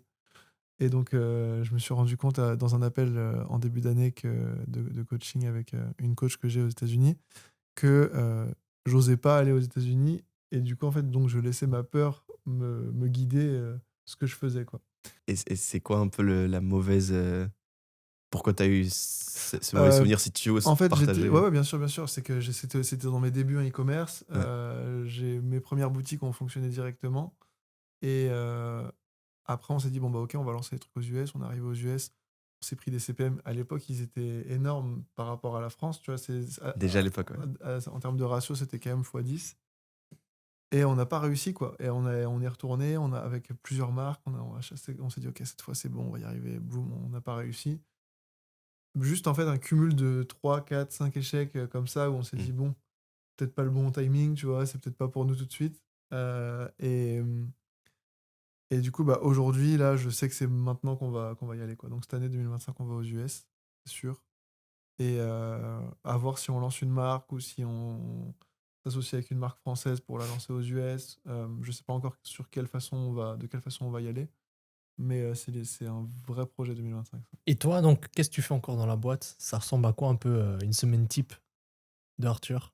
Une semaine type, bah, je passe beaucoup d'appels, je passe Mm. beaucoup de temps au téléphone, je vais chercher vraiment des contacts qui vont pouvoir apporter un effet de levier, soit à l'ensemble des clients, soit sur de la création de marque. Là, en ce moment, j'ai quand même 50% de mon temps qui est focus sur la création de marque et 50% sur la partie agence. Sur la partie agence, je vais vraiment passer du temps sur chaque marque à me dire, ok, bon, bah, quel va être comment on dit ça, son bottleneck, en fait. Le truc, c'est quoi l'élément bloquant de cette marque-là qui pourrait vraiment faire passer au niveau supérieur. Et j'essaie vraiment d'être distant de l'opérationnel pour avoir, justement, quand j'analyse les choses, un, un œil qui est le plus neutre possible, comme si j'étais en consulting, en fait. Donc je fais vraiment du consulting pour les marques en interne. Je me focus principalement sur les problèmes importants qui remontent. Donc en fait, tous les lundis, on a des appels sur les différents projets sur lesquels on travaille avec les différentes personnes avec qui on travaille où les problèmes importants remontent. Et donc là, bon, bah, je me dis, OK, comment on peut résoudre ça? Qui peut résoudre ça? Enfin, même qui avant comment en général. Et après, quelle est la source de ce problème? Est-ce que c'est quelque chose qui va être redondant? Comment est-ce qu'on peut le traiter? Donc c'est beaucoup de résolution de problèmes, beaucoup de stratégies, beaucoup de consulting interne que je fais moi, en gros, où j'analyse ce qu'on fait, j'analyse comment on le fait. Et après, ça va être de la veille, connecter avec des gens, passer beaucoup de temps au téléphone. Je passe beaucoup de temps en call, ouais. Tous mes après-midi, globalement, je suis en appel. Comment tu trouves ces appels, justement? Ils tombent pas, ils tombent pas par miracle. Non, ils tombent pas par miracle. Ça va dépendre des projets sur lesquels je suis dans l'instant. Typiquement, si je me dis, ok, bon, bah là, je veux lancer une marque là-dessus, je vais contacter bah, des gens qui peuvent m'aider à créer cette marque, je vais faire des appels avec eux, comment est-ce que vous pouvez m'aider, etc. Euh, En fait, c'est à chaque fois en fonction des projets, je vais choisir dans quelle direction je vais contacter des gens et pourquoi. Et donc, mes appels, c'est plus des appels que je vais moi déclencher plutôt que des appels qu'on va déclencher vers moi. Les appels qu'on déclenche vers moi, c'est souvent des gens qui veulent travailler avec notre agence. Et bah, en général, ça me prend peut-être 2 heures, 2 heures et demie, entre 2 et 4 heures, on va dire, par semaine, je pense. Euh, Sachant qu'on refuse vraiment la plupart des marques qui nous contactent. Et c'est pas du marketing, c'est juste qu'en fait, si on n'est pas convaincu qu'on peut aider une marque à scale et si on n'a pas l'attrait pour cette marque, si on n'a pas une connexion où on se dit, ouais, là, on sent qu'on peut faire un truc, on préfère souvent pas y aller. Enfin, même la plupart du temps, du coup. Et ouais, globalement, mes après-midi, c'est ça. Ça va être le lundi, en gros, j'ai tous les problèmes que j'identifie. Et la semaine, je cherche des solutions aux problèmes du lundi si on les a pas résolus directement. Ou je cherche à trouver les prochains qui vont arriver, quoi. C'est vrai que ça, c'est une manière de fonctionner ultra smart qu'on ne fait pas forcément. Je pense que la plupart des téléspectateurs, comme je les appelle, qui regardent le podcast, et moi y compris, je mettais pas assez de focus sur les problèmes. Alors que juste d'identifier, voilà, comme tu dis, lundi, Ouais. ok, c'est quoi les problèmes que j'ai actuellement? Bah, j'arrive pas à scaler. Ok, bah, cette semaine, je vais trouver pourquoi j'arrive pas à scaler. Mm. Et juste de fixer, régler ces problèmes, bah, en fait, Bah, ça permet d'éviter de perdre du temps sur tout le reste. c'est le plus important. En gros, si Mm. t'as vraiment, en fait, si tu vois comment dire, ton e-commerce ou ta boîte comme des gouttières, là où il y a une gouttière qui est rétrécie et où tu as ton problème, si tu la fais faire x2, ça fait x2 sur tout ton business. Donc en Mhm. fait, si tu vois quand tu peux produire, par exemple, je sais pas, nous sur la partie créa, mettons que tu as un scriptwriter qui peut écrire 3 créas par heure et que tu as un monteur qui peut en monter que une, tu sais que si tu veux faire x2 ou x3 sur ton volume de créa, tu dois juste prendre un ou deux monteurs en plus pour que entre le script et le montage, alors bien sûr il y a plein d'étapes entre le script et le montage, mais c'est pour simplifier le truc, bah, tu puisses faire x2 ou x3 sur le volume de créa, quoi. Et donc c'est vraiment important de se concentrer sur ce qui bloque le plus, je pense, et de réussir à l'identifier. Et du coup, bah, d'avoir du vide dans ces journées aussi. J'essaie de créer du vide de plus en plus dans mes journées, de pas être toujours dans le rush de chercher à faire un truc, faire un truc, faire un truc. Après, j'ai beaucoup de réflexions. En ce moment, je suis en train d'essayer de consolider toutes les connaissances que j'ai emmagasiner sur la partie e-commerce et d'essayer d'en créer un produit ou je sais pas, un truc que je veux offrir au marché, entre guillemets, parce que ça fait longtemps que je suis dessus et j'ai pas forcément envie de faire de contenu récurrent pour l'instant. En tout cas, je ressens pas le j'ai pas trouvé ma plateforme, on va dire. Mmh. J'avais commencé à le faire sur Twitter, mais le fait de sentir à un moment donné que je commençais à le faire plus pour avoir des likes que pour aider m'a déconnecté du truc. J'étais en mode, bon, c'est pas du tout pour ça que Mmh. j'ai commencé à faire du contenu au départ. Donc j'attends de retrouver une plateforme qui va m'appeler ou me convenir. Le format vidéo peut être pas mal, le format podcast aussi, j'aime bien. Faudra voir. Et du coup, là, je suis en train de créer un produit là-dessus, sur comment on scale les marques de 1 à 10. Et je voudrais faire un truc genre, je sais pas, 100 balles, 200 balles, un truc vraiment où tout le marché peut y accéder, toutes les marques peuvent virer leur agence pourrie, le faire elles-mêmes, et après, s'associer avec nous, bosser avec nous d'une façon ou d'une autre, ou nous faire un accompagnement avec nous d'une façon ou d'une autre, quoi. Ouais, 100%. Vraiment, on partage les mêmes valeurs. C'est d'ailleurs pour ça qu'on t'a invité. Mm. C'est de partager, de changer un peu les codes du marché francophone qui est Ouais. pas très sain. Parce que c'est très orienté autour de ce que les formateurs peuvent faire comme profit que à la valeur et du niveau réel en e-commerce. Pourtant, il y a Mhm. plein d'acteurs comme toi, comme on en connaît, qui sont pas connus en fait, pas Mm. connus des réseaux et qui ont énormément de valeur à apporter. C'est pour ça aussi qu'on a fait ce podcast, justement pour partager tout à 100%. Mm. C'est une très euh, bonne idée. et ça va changer le marché francophone, ça, j'en suis persuadé. C'est déjà en train de. Ouais. Et j'avais une question pour rebondir sur ce que tu disais, plutôt pour aller en profondeur. Tu me dis que tu crées des vides dans ta journée pour justement avoir des moyens de penser. Donc ça, c'est quoi concrètement? Tu vas Globalement, marcher, le tu... matin, je marche beaucoup. Mhm. Je fais plus de 10 000 pas par jour. C'est bien. Mm. Ouais. Ça évite tellement de maladies, c'est insane, hein. Bah ouais, clairement. J'ai vu la liste, Ouais, le et puis cancer, surtout, tout. moi je le fais plus aussi, déjà Ouais. pour ça, et surtout parce qu'en fait, ça me permet de pas être devant l'écran. Et donc le vide, moi je le crée vachement en déconnectant de l'écran, en faisant autre chose, mais genre vraiment autre chose. Genre je vais faire un spa, je vais au sauna dans mon building, ou je sais pas, je vais faire un truc qui est pas lié au taf, où je vais vraiment essayer de créer du vide et me dire. Des fois, je vais faire des marches à thématique. Genre, je me dis, bon, vas-y, je vais marcher pendant. Je marche jusqu'à ce que j'ai la solution. Mhm. Ou genre, j'ai un bain glacé maintenant chez moi grâce au Ah ouais. contact que tu m'as filé. Je rentre dans le bain glacé et je sors quand j'ai la solution. Tiens. Tu Et vois. c'est incroyable, hein. Ça marche bien. J'adore, moi j'adore ça. Et du coup, ça dépend. En fait, c'est des fois, dans le vide, je le crée. En général, le matin, je prends le temps. Mhm. De plus en plus, je prends le temps de me réveiller, je médite, j'écris, je me pose, je prépare ma journée avec intention. J'essaie de vraiment mettre de l'intention dans les choses que je fais et de pas faire les choses parce que je l'ai fait, mais de me dire, ok, pourquoi je fais ça et c'est quoi mon intention dans le fait de faire cet appel, c'est quoi mon intention dans le fait de faire cette tâche, c'est quoi l'objectif de tout ça et comment est-ce que je peux faire ça au mieux. Donc j'essaye de faire moins mais mieux, et en faisant moins, j'ai du vide du coup dans mes journées. J'essaye d'éliminer, de faire plus simple, parce que j'avais vachement la tendance à complexifier les choses, à faire des systèmes complexes. Là, j'essaie de revenir de plus en plus à des choses simples. Et, Et ouais, globalement, c'est ça. Puis après, en échangeant avec des gens, tu vois, je fais des appels avec des potes, on parle c'est comment ça se passe de ton côté en ce moment, on fait des podcasts, hop, tiens, j'ai une idée, je ramène l'idée en interne, on la déploie sur tous les clients en même temps. Mhm. J'ai cet avantage, en fait, de pouvoir tester les choses sur plusieurs marques d'un coup, et donc, ça permet d'avoir un retour intéressant là-dessus, quoi. Et du coup, là vu qu'on parle de routine, un peu de développement, qu'est-ce que tu pourrais partager que toi, que tu mets en place au niveau développement personnel pour gagner plus d'argent? Parce que ça, les gens le savent, et surtout quand tu fais quand tu as un certain succès, c'est-à-dire quand tu fais déjà des millions, pour faire plus de millions, c'est ça souvent la clé, c'est qu'on a des blocages, etc. Qu'est-ce que tu pourrais donner comme conseil ou comme cas concret que tu fais? Euh, c'est une très bonne question. Je pense que souvent, enfin, c'est même pas souvent, c'est il faut souvent être avant d'avoir. Donc, je pense que moi, j'essaye de passer de plus en plus de temps à travailler tout ce qui est spiritualité. Je passe beaucoup de temps avec moi, je médite, j'essaie de trouver le plus en plus de paix possible. J'essaye de travailler sur moi, de comprendre quels sont mes blocages, pourquoi est-ce que, tu vois, typiquement, tout à l'heure, je parlais d'aller aux US. Pourquoi j'ai cette peur-là? Elle vient d'où? Est-ce qu'elle est rationnelle? Non. Bon, ok, j'y vais en fait. Genre, j'essaie de faire un travail sur moi vraiment comme ça.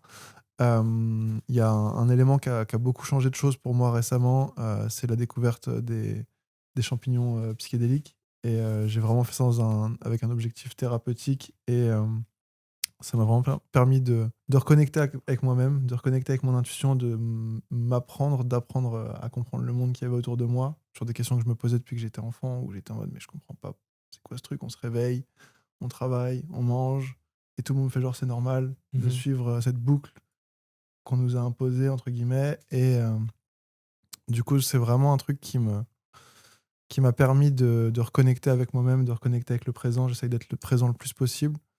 Et surtout de chercher des choses avec lesquelles je suis pleinement aligné et de trouver cette raison d'être qui me guide et qui me permet d'agir et de ne pas réfléchir à tout ce qui est peur ou autre, en fait. Puisque du coup, mes peurs deviennent juste des éléments qui sont là, mais que je considère pas, tu vois. Parce que j'ai une raison qui est là-bas. En fait, ça m'a permis de clarifier ma vision de ce que je voulais faire dans ce monde, de ce que je voulais apporter et de comment je voulais le faire. Et donc bah, maintenant, mes peurs sont juste des informations. Là où avant, ça pouvait être quelque chose qui allait peut-être prendre le dessus sur moi. Ou ça veut pas dire que j'en ai plus, j'en ai toujours. Mais c'est juste que je tends à moins les écouter. Donc du coup, pour ceux qui nous regardent, qui savent pas qu'ils ont des peurs, qu'ils ont des blocages, On a parce tous qu'on a des tous peurs, des ouais. blocages, Ouais. ça serait quoi tes conseils justement pour identifier ces blocages? C'est-à-dire si vous stagnez, si vous êtes là et que vous avez beau mettre en place des choses et vous avez l'impression que ça marche pas, donc peut-être qu'il y a un frein, et ce Ouais. frein c'est vous. Moi je sais que pour moi c'était Ouais. ça, c'est que j'avais des blocages inconscients Pareil. qui m'empêchaient de faire de l'argent. Et rien que le fait de le savoir, de travailler sur la loi d'attraction, d'écouter beaucoup d'affirmations, Ouais. bah ça permet de gentiment débloquer ces blocages. Puis au bout d'un moment, bah, si tu continues, tu persévères, ça marche. T'aurais quoi comme conseil pour déjà identifier ces blocages? Moi, je sais que je les identifie en parlant. J'ai des Mhm. coachs qui m'accompagnent, qui m'accompagnent, qui me questionnent, qui me permettent enfin, qui sont un miroir pour moi, qui vont vraiment me permettre de me livrer, de voir comment je pense, comment je parle, et par rapport à ça, ils vont peut-être me poser des questions pour et si tu vas un peu là-bas, il se passe quoi? Et là-bas, il se passe quoi? Et je pense que ça, c'est un bon moyen déjà d'identifier ces blocages. Ouais, c'est une bonne question. Je sais pas exactement, j'ai pas vraiment de comment. C'est peut-être plus de se dire, ok, dans quoi est-ce que je sens qu'il y a un truc qui va pas dans ma vie et Mhm. qu'est-ce qui fait que c'est comme ça. Mais après, souvent, Quels sont les bénéfices conscients ou inconscients que j'ai à maintenir ou à faire évoluer une situation dans une direction bien précise. mhm. Consciemment ou inconsciemment, parce qu'en fait, des fois, tu as beaucoup de blocages qui sont inconscients. Bon, C'est bah, vrai quand que ils c'est sont dur à trouver des fois inconscients, c'est tout dur à seul. trouver, quoi, ouais. Souvent, c'est l'autre qui va venir te donner, Mm. qui va venir te poser la bonne question qui va permettre de trouver. Moi, ce qui m'avait beaucoup aidé, c'est que j'avais la chance d'avoir un oncle, enfin, j'ai la Mm. chance d'avoir un oncle qui est hypnothérapeute, Ouais. et je faisais des séances avant pour le sport, pour être plus performant, je faisais du foot. Et du coup, après, j'ai continué à maintenir ça pour le business. Donc, Ouais. j'allais, il me posait des questions, il me faisait débloquer des trucs. Et j'ai continué, en fait, à faire ça, en fait, à entretenir mon cerveau, bah, comme pour le sport. Et je pense que les gens négligent ça, surtout les entrepreneurs, mais ils devraient Mm. prendre des thérapeutes comme pour le sport. C'est-à-dire, ça 100%. devrait être une fois par mois, tu vas, tu fais ton truc, boum, tu débloques des blocages. En fait, le levier est tellement énorme ça devrait être obligatoire. Toi, tu pourrais nous partager des blocages que tu avais avant? Tu arrives à identifier déjà des blocages que tu avais avant que tu as réussi à surmonter? Bien sûr, moi j'avais, avant que je commence l'entrepreneuriat, j'étais extrêmement timide. J'étais vraiment, je parlais à personne, j'avais peur voilà, je m'aimais même pas moi-même, etc. Et, euh, et comment j'ai fait face? Ben, simplement, j'ai commencé le sport. Ensuite, j'ai fait 3 ans de théâtre. Et à la fin des 3 ans de théâtre, franchement, je parlais à tout le monde. J'étais une autre personne. Donc, moi, c'était vraiment un glitch de faire ça. Peut-être aujourd'hui, je sais pas si enfin, je le referai à 100%, mais je sais pas si c'est le fait d'avoir fait du théâtre, mais c'est le fait de pratiquer sans avoir peur, en fait, quelque chose devant les autres qui a fait que bah, je suis devenu beaucoup plus confiant et ensuite confiant également dans le business. Quand j'ai commencé le business, je savais que j'allais y arriver effectivement après, ça a bien pris. Donc, euh, donc moi, c'est ça. Intéressant. Ouais, je suis assez convaincu que la réussite, c'est enfin, tu vois, tout ce qu'on parle, les stratégies, les funnels, etc. Pendant longtemps, j'ai eu beaucoup de comportements d'auto-sabotage sur ce que je faisais. Parce qu'en fait, je voulais pas scale mon agence. Parce qu'en fait, scale mon agence, ça voulait dire avoir plus de calls tous les jours. Et avoir plus de calls tous les jours, ça voulait dire avoir moins de liberté. Et en gros, je l'ai découvert grâce à un coach qui m'a permis de prendre conscience de ça, qui m'a fait prendre conscience qu'en fait, bah, volontairement, je sabotais. Genre, ça se passait bien, j'arrêtais de bosser. Après, ça se passait mal. Et là, je retournais à bosser, tu vois. Et donc, en fait, je me suis dit, OK, qu'est-ce qui fait qu'il y a ça qui se passe? Bah, c'est parce que je percevais inconsciemment plus de bénéfices à pas scale mon agence. Et c'était inconscient parce que c'était pas un truc. Je me disais pas, ouais, non, je veux pas scale l'agence au-dessus de ça parce que c'est pas aligné avec mon sentiment de liberté ou de bien-être. Et j'ai même pas réfléchi en plus à ce moment-là à est-ce que je peux peut-être pas recruter quelqu'un qui fasse des appels à ma place ou en faire moins ou autre. Et on se rend pas compte, mais je pense qu'on se limite, on est notre seule limite. Même aujourd'hui, les chiffres qu'on fait qui sont bien, bah en fait, c'est peut-être rien par rapport à notre vrai potentiel au fond de nous, tu vois. Et je pense qu'on est vraiment tous en limitation de par les histoires qu'on nous a racontées sur nous quand on était plus jeunes, à l'école, à machin, à truc. Tous ces éléments qui designent le nous à l'intérieur de nous, de ah bah je suis ça, je suis pas ça, je suis ça, je suis pas ça. Et bah, en fait, quand tu prends conscience de ça, tu te rends compte que bah déjà, t'es tout, dans le sens où t'es bien, t'es mal, t'es fort, t'es faible. En fait, t'as tout ça en toi. T'es toute la polarité du monde. T'as tout en toi. Et donc, en gros, tu décides après ce en quoi tu veux croire. Et après, c'est d'identifier aussi. La parole aide. Moi, je sais qu'avec des amis en ce moment, on se donne pas mal de feedback sur ah bah tiens, t'as vu, t'as formulé ça comme ça. Évite de formuler ça comme ça parce qu'en fait, ça sous-entend. En fait, tu t'auto-affirmes que tu sais pas, par exemple, comment expliquer ça. J'avais un tic de langage inconscient où je disais, je sais pas vraiment comment expliquer, mais Mm. alors que je savais comment expliquer. Et du coup, en fait, à force de répéter ça, c'était une affirmation que je me disais à moi-même que je savais pas comment expliquer. Et donc, bah, d'identifier des tics de langage qu'on peut avoir, ça peut être aussi un bon moyen d'identifier ces blocages, je pense, comment tu parles. Et ouais, puis après, c'est des fois de te mettre un peu en mode GTA et de te dire, mais je fais quoi dans mon quotidien? Ouais. Pourquoi je m'arrête là? Pourquoi je pousse pas? Pourquoi je contacte pas cette personne-là? Pourquoi je fais pas ci? Pourquoi je fais pas ça? En soi, on sait tous ce qu'il faut faire pour réussir. Ouais, c'est sûr. Tu vois, genre, si tu sais mettre une marque à 1 million, tu sais à peu près la mettre à 10, et à 10, tu auras les moyens de payer des mecs qui vont te l'amener à 50 ou 100, tu vois. On se limite Ouais. vraiment, et du coup, le travail de notre vie, je pense, et c'est le travail de toute une vie, c'est de casser les limites qu'on nous a imposées par tous les moyens, tu vois, par le sport, par le dépassement de soi, ou par tout ce qui peut permettre ça, la méditation, enfin, tous ces trucs qui nous mettent des barrières, ça va être de faire un travail sur soi et de se rendre compte de ah tiens, là j'ai une limite, c'est bizarre, j'avais pas identifié ça comme ça. Ok, bah qu'est-ce qu'elle fait là? Pourquoi elle est là? Est-ce que c'est moi? Bah non, c'est pas moi. C'est ce qu'on m'a dit, ou c'est ce que je pensais, ou ci ou ça. Et sur la base de ça, derrière, tu construis Une autre peux- réalité. tu peux vraiment changer ta réalité comme tu le veux. Moi, je trouve un gros. Enfin, c'est pas je trouve, c'est un gros hack, c'est juste l'environnement. C'est-à-dire, là, je veux faire 200 millions. Ok, bah toi, on en a discuté. Ouais, J'ai élevé, je veux faire 200 millions. ouais, Je vais m'entourer de personnes qui font 200 millions, voire plus. ouais. Après, c'est peut-être là, c'est que ça va être complexe, mais ça va venir péter toutes les limites, redéfinir des Ouais. croyances, et ça va être beaucoup plus simple que de rester tout seul, à essayer de te conditionner. Complètement. Pour moi, c'est le gros hack. C'est l'environnement. On se rend pas compte à quel point les humains entre eux, interconnectés, peuvent influencer les résultats. En change fait. tout. 100%. Ouais. Moi, j'avais fait une coloc. Il y a première fois que je partais de chez mes parents, j'ai pris mon appart et j'ai pris avec un ami aussi qui était entrepreneur. Et moi, je parlais pas du tout anglais. Au bout d'un an, je parlais anglais. J'avais les mêmes mimiques que lui. On sait, en fait, genre, je parlais comme lui, j'avais les mêmes mots, les mêmes pensées.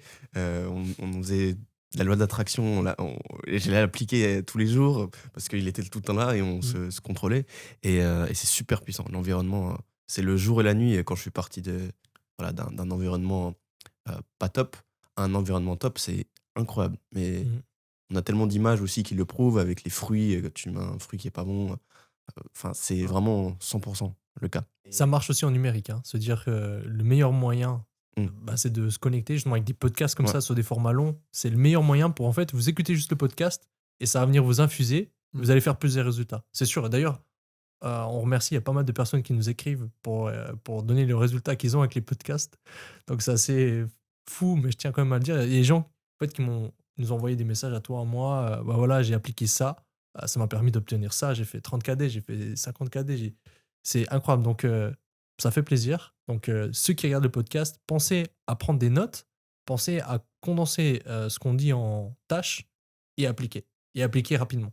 Ça, c'est un truc très important, c'est quand on apprend quelque chose, on applique très rapidement parce qu'au bout d'un moment, l'information se perd. Si tu reprends ça dans un mois, tu ne sauras plus vraiment l'information et tu appliqueras plus de la manière aussi précise.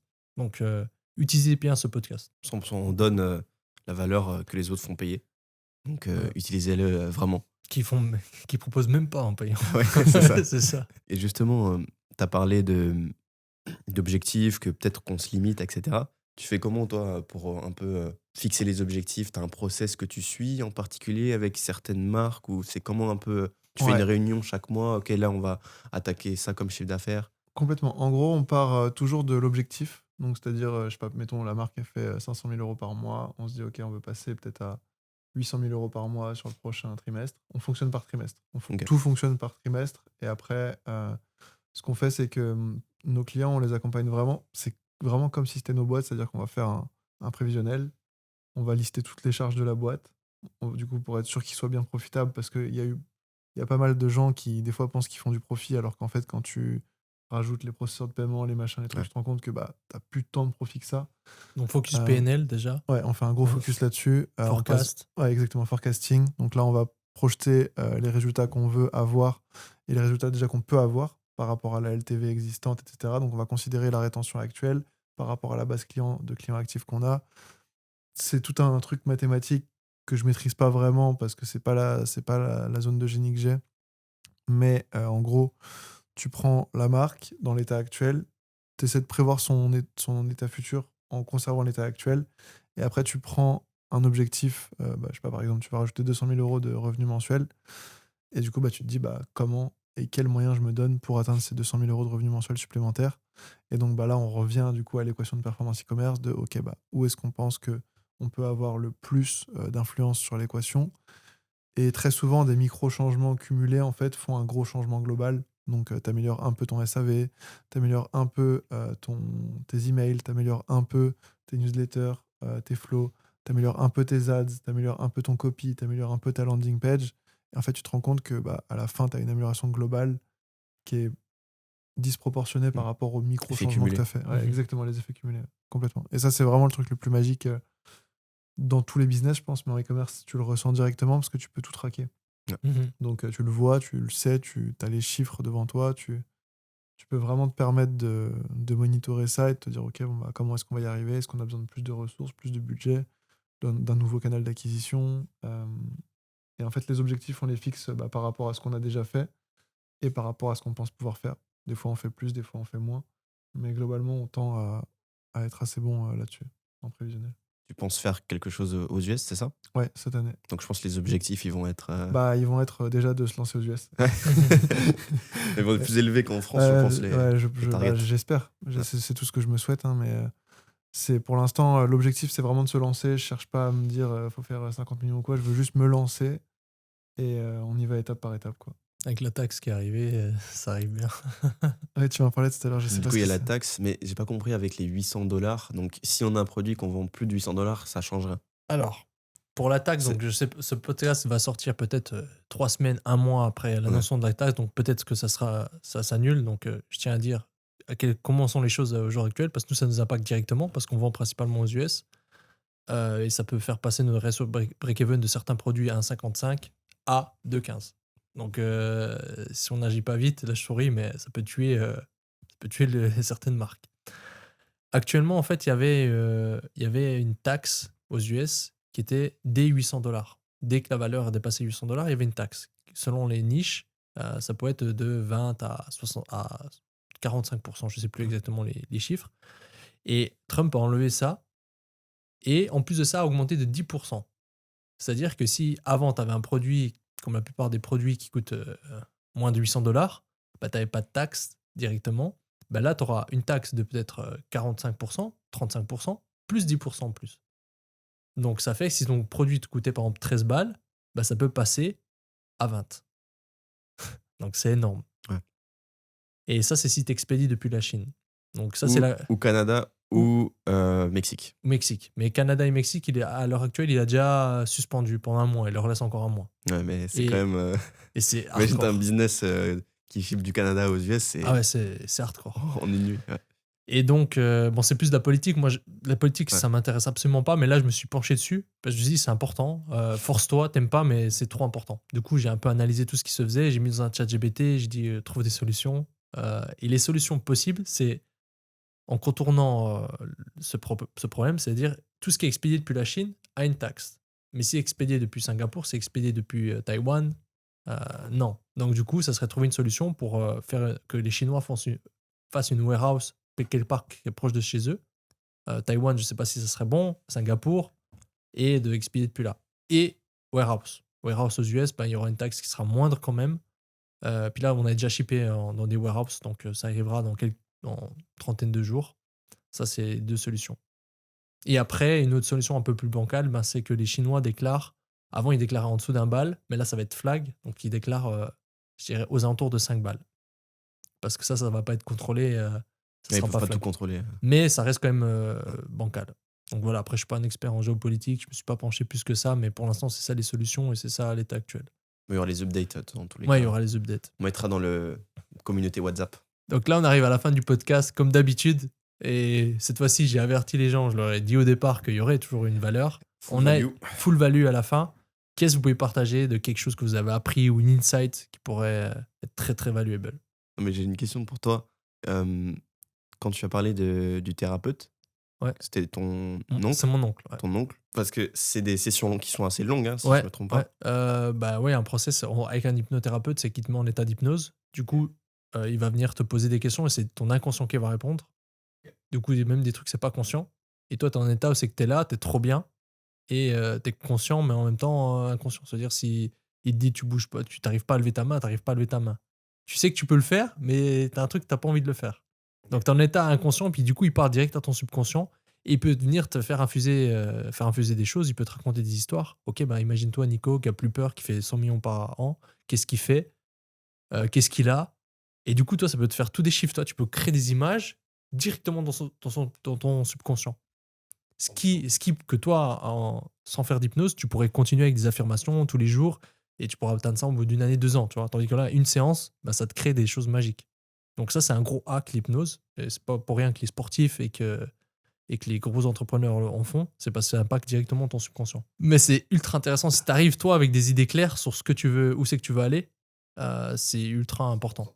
Et après, en dehors de ça, ce que je fais, et ça, je l'ai déjà partagé, et ça a été banger pour tous ceux qui le font, c'est d'enregistrer des listes d'affirmations, de travailler sur ces listes, c'est-à-dire de réfléchir à des trucs vraiment bien, c'est-à-dire je me sens totalement libre, j'ai de l'argent en abondance chaque jour, je vais de mieux en mieux. Faire plein d'affirmations comme ça, brainstorm avec ChatGPT pour avoir des variations de l'affirmation, pour avoir d'autres types de messages. Faites comme si c'était des créas, tu as d'autres types de messages pour la même proposition de valeur. Et après ça, tu fais enregistrer avec une voix IA. Moi, en l'occurrence, c'est Adam, parce que cette voix-là, elle infuse bien. Tu vois, il parle bien, il finit avec des tons graves et ça impacte. Et après, d'écouter ça en boucle le matin ou de moments, c'est que tu as le subconscient le plus actif. Donc le matin ou le soir, moi, j'écoute 5-10 minutes d'affirmation. Et ça m'a transformé. Sur plein d'aspects, en fait, tous les trucs que j'ai mis là-dessus, je les atteins. Et ça, je l'ai donné à pas mal de personnes, toi aussi, et ça marche pour tout le monde. Donc ça pourrait être ma value que je partage à la fin, c'est ça. Et pour compléter, apparemment, si tu le fais avec ta propre voix, l'enregistrement, c'est 10 fois plus impactant sur toi. Ouais. Parce que ta voix a un impact beaucoup plus important sur ton subconscient. Mais est-ce que tu l'upscales avec l'IA? Non, tu l'enregistres toi. Ouais. Non, pour pas qu'il y ait de blanc, pour pas qu'il y ait de... Tu vois. Il faut que tu tournes bien. Moi, j'ai fait avec la voix, c'est que la voix, c'est puissant, c'est juste qu'après, ça demande plus d'efforts pour tourner. Ouais. Non, mais genre, tu enregistres ta voix, et comme ça, tu l'as, par exemple, dans Eleven Lab, comme ça, après, tu peux mettre tout le texte que tu veux, et ce sera toujours la bonne... Ouais, c'est possible aussi. Ça que... ouais. Parce que là, en ce moment, je me suis fait un loom, et je relis ma biographie, je vois mon vision board, etc. Mais j'avais enregistré le matin, donc la voix, elle est pas la plus dynamique. Donc, c'est ça que je demandais. Sinon, moi, la value e-com que je peux donner, c'est sur les créas avec l'IA. Enfin, d'abord, sur les créas. Bon, je pense qu'on le sait tous, c'est que l'algorithme Facebook, il est devenu insane, et encore plus cette année. Et je parlais avec un media buyer qui avait spend plus de 40 millions, même plus en ad spend. Et il disait... Enfin, c'est même logique, mais que chaque ads et chaque personne ne recevra pas la même ads. Donc, par exemple, on a une vidéo, une image, une vidéo de genre 3 minutes. Une personne qui sera, par exemple, dans le métro à New York, etc., il va pas forcément avoir la vidéo, mais il va avoir l'image. Il va avoir la créa qui est adaptée au moment donné du client. Genre, par exemple, voilà, une femme chez elle, tranquille sur le canapé, bah, elle, Facebook saura et est assez intelligent de donner la vidéo de 3 minutes. Et du coup, mon conseil, c'est de faire beaucoup plus de variations. Si vous avez quelque chose qui tourne à 10 KD, 20 KD, etc., bah, en fait, s'il y a que des VSL ou s'il y a que des images, il faut absolument tester les autres variantes. Il faut absolument tester les autres variantes qui fonctionnent bien et les autres formats parce que vous avez différents types de personnes qui sont dehors avec la 3G, etc. Ils peuvent pas charger forcément la longue vidéo. Du coup, ça, c'est quelque chose de super important qui est beaucoup oublié. Et justement, c'est la puissance de Facebook. Il reconnaît même le moment, euh, Ouais. la personne qui achète. Et une IA qui est sortie avec, pour les créas, elle s'appelle Icon. Je sais pas si Ouais. vous avez vu récemment. Ouais, ouais. J'ai j'ai testé, franchement, c'est vraiment puissant. Après, bon, c'est pour les éditeurs, etc., mais ça fait un gain de temps de fou malade. Donc, ils sont encore en bêta, je crois. Donc, on verra par la suite. Mais parce que ça prend un peu de temps, en fait, à faire la vidéo. Mais concrètement, ça nous fait ça nous mâche le travail de trouver les stockade footage, trouver ce qui marche chez les concurrents. En fait, il y a tout en un. C'est un foreplay, c'est un CapCut, ChatGPT, c'est un CapCut, chat ouais. GPT, il y a tout dedans et c'est juste insane. Donc, c'est une IA à tester.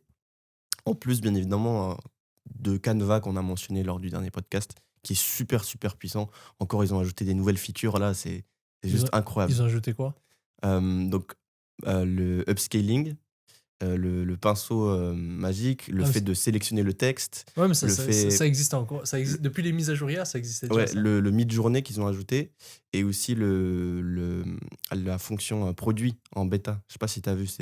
Donc, quand tu vas sur Canva, tu vas Pour en mettre bas les à gauche. backgrounds. Ouais, tu Ouais. as produit et c'est en bêta. Donc, c'est pour ça que j'ai dit que Mhm. ça venait d'être rajouté. Et tu mets ton produit, en fait, ça enlève, ça fait le bon background, ça met la bonne ombre. Tu peux littéralement voilà, prendre une photo là de ton t-shirt et on modifie le nom de marque en un clic. C'est juste Ouais. insane. Ouais, C'est vraiment insane. c'est puissant. Je pense qu'il faut que vous consacrez plus de temps chaque semaine dans le recherche et développement, de prendre du temps sur Canva, dans les outils importants, Ouais. et de regarder ce qui sont nouveaux, même dans ChatGPT, de regarder, explorer ChatGPT, parce qu'ils créent maintenant des ChatGPT. Il y a chaque jour de nouveaux ChatGPT Mm. ultra entraînés, ultra puissants, gratuits. Enfin, vous payez l'abonnement de ChatGPT, vous avez accédé à des ChatGPT. Et moi, de temps en temps, je parcours et je regarde, il y a des trucs, c'est insane. 100%. Et surtout que Canva, c'est un prix ridicule comparé à Photoshop et toutes les autres choses. Donc, c'est pour tous les niveaux. Ouais, je pense vraiment qu'il n'y a pas grand-chose de beaucoup plus important que de se former sur l'IA et sur toutes les évolutions qui vont arriver parce que toute l'expertise qu'on partage aujourd'hui, demain, il y a des IA qui pourront le faire, en tout cas pour la plupart. Et je pense que c'est vraiment l'un des éléments les plus clés en fait dans n'importe quelle boîte aujourd'hui, c'est de rester éveillé par rapport à ce qui se fait sur le marché et comprendre justement quelles sont les évolutions possibles et comment est-ce qu'on peut coupler différentes IA ensemble pour atteindre un résultat le plus constant possible et le meilleur possible, quoi. Donc, ouais. Ouais, avec les agents qui arrivent, Ouais. c'est insane. Moi, Ouais. j'ai hâte de mon Tesla bot Ouais. qui fait ma marque Pareil. de A à Z. Ouais, pareil. Il scale et il appelle les équipes, il fait mes habitudes. Ah, ça va être insane, les bots. Il va falloir être à l'affût. Faut être prêt. T'as un truc que t'as appris dernièrement, un truc qui t'a shifté ou que t'aimerais repartager? Je reviendrai vraiment aux fondamentaux en fait que j'expliquais tout à l'heure sur la partie recherche. C'est et ce sera toujours le plus gros hack de croissance qu'on puisse avoir.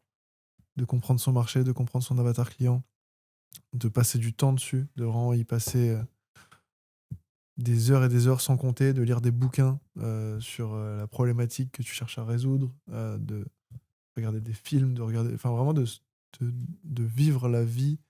Il faut que tu arrives à te projeter dans la vie de ton client et je pense que c'est vraiment le truc le plus important et c'est ce qui justement par rapport à l'IA permettra de continuer à se différencier et de pas être remplacé parce que la plupart des marketeurs aujourd'hui, avec le niveau qu'ils ont, ils se feront remplacer parce que l'IA elle fera les recherches. Ils feront les recherches avec l'IA, ils se contenteront de ça, parce qu'ils se diront bah c'est incroyable et tout, c'est trop bien. Sauf que ça remplace pas du tout le travail manuel et les idées que tu peux avoir et toute la créativité que tu peux avoir. Nous récemment, un des gros learnings sinon sur la partie créative, en fait, c'est on a réussi dans l'agence à processer la performance créa. Donc on a réussi à créer quelque chose qui fait qu'on est constamment euh, on n'a pas que des créas qui fonctionnent, mais on a un taux de créa qui fonctionne, qui est suffisant pour scale les marques à plusieurs millions par an.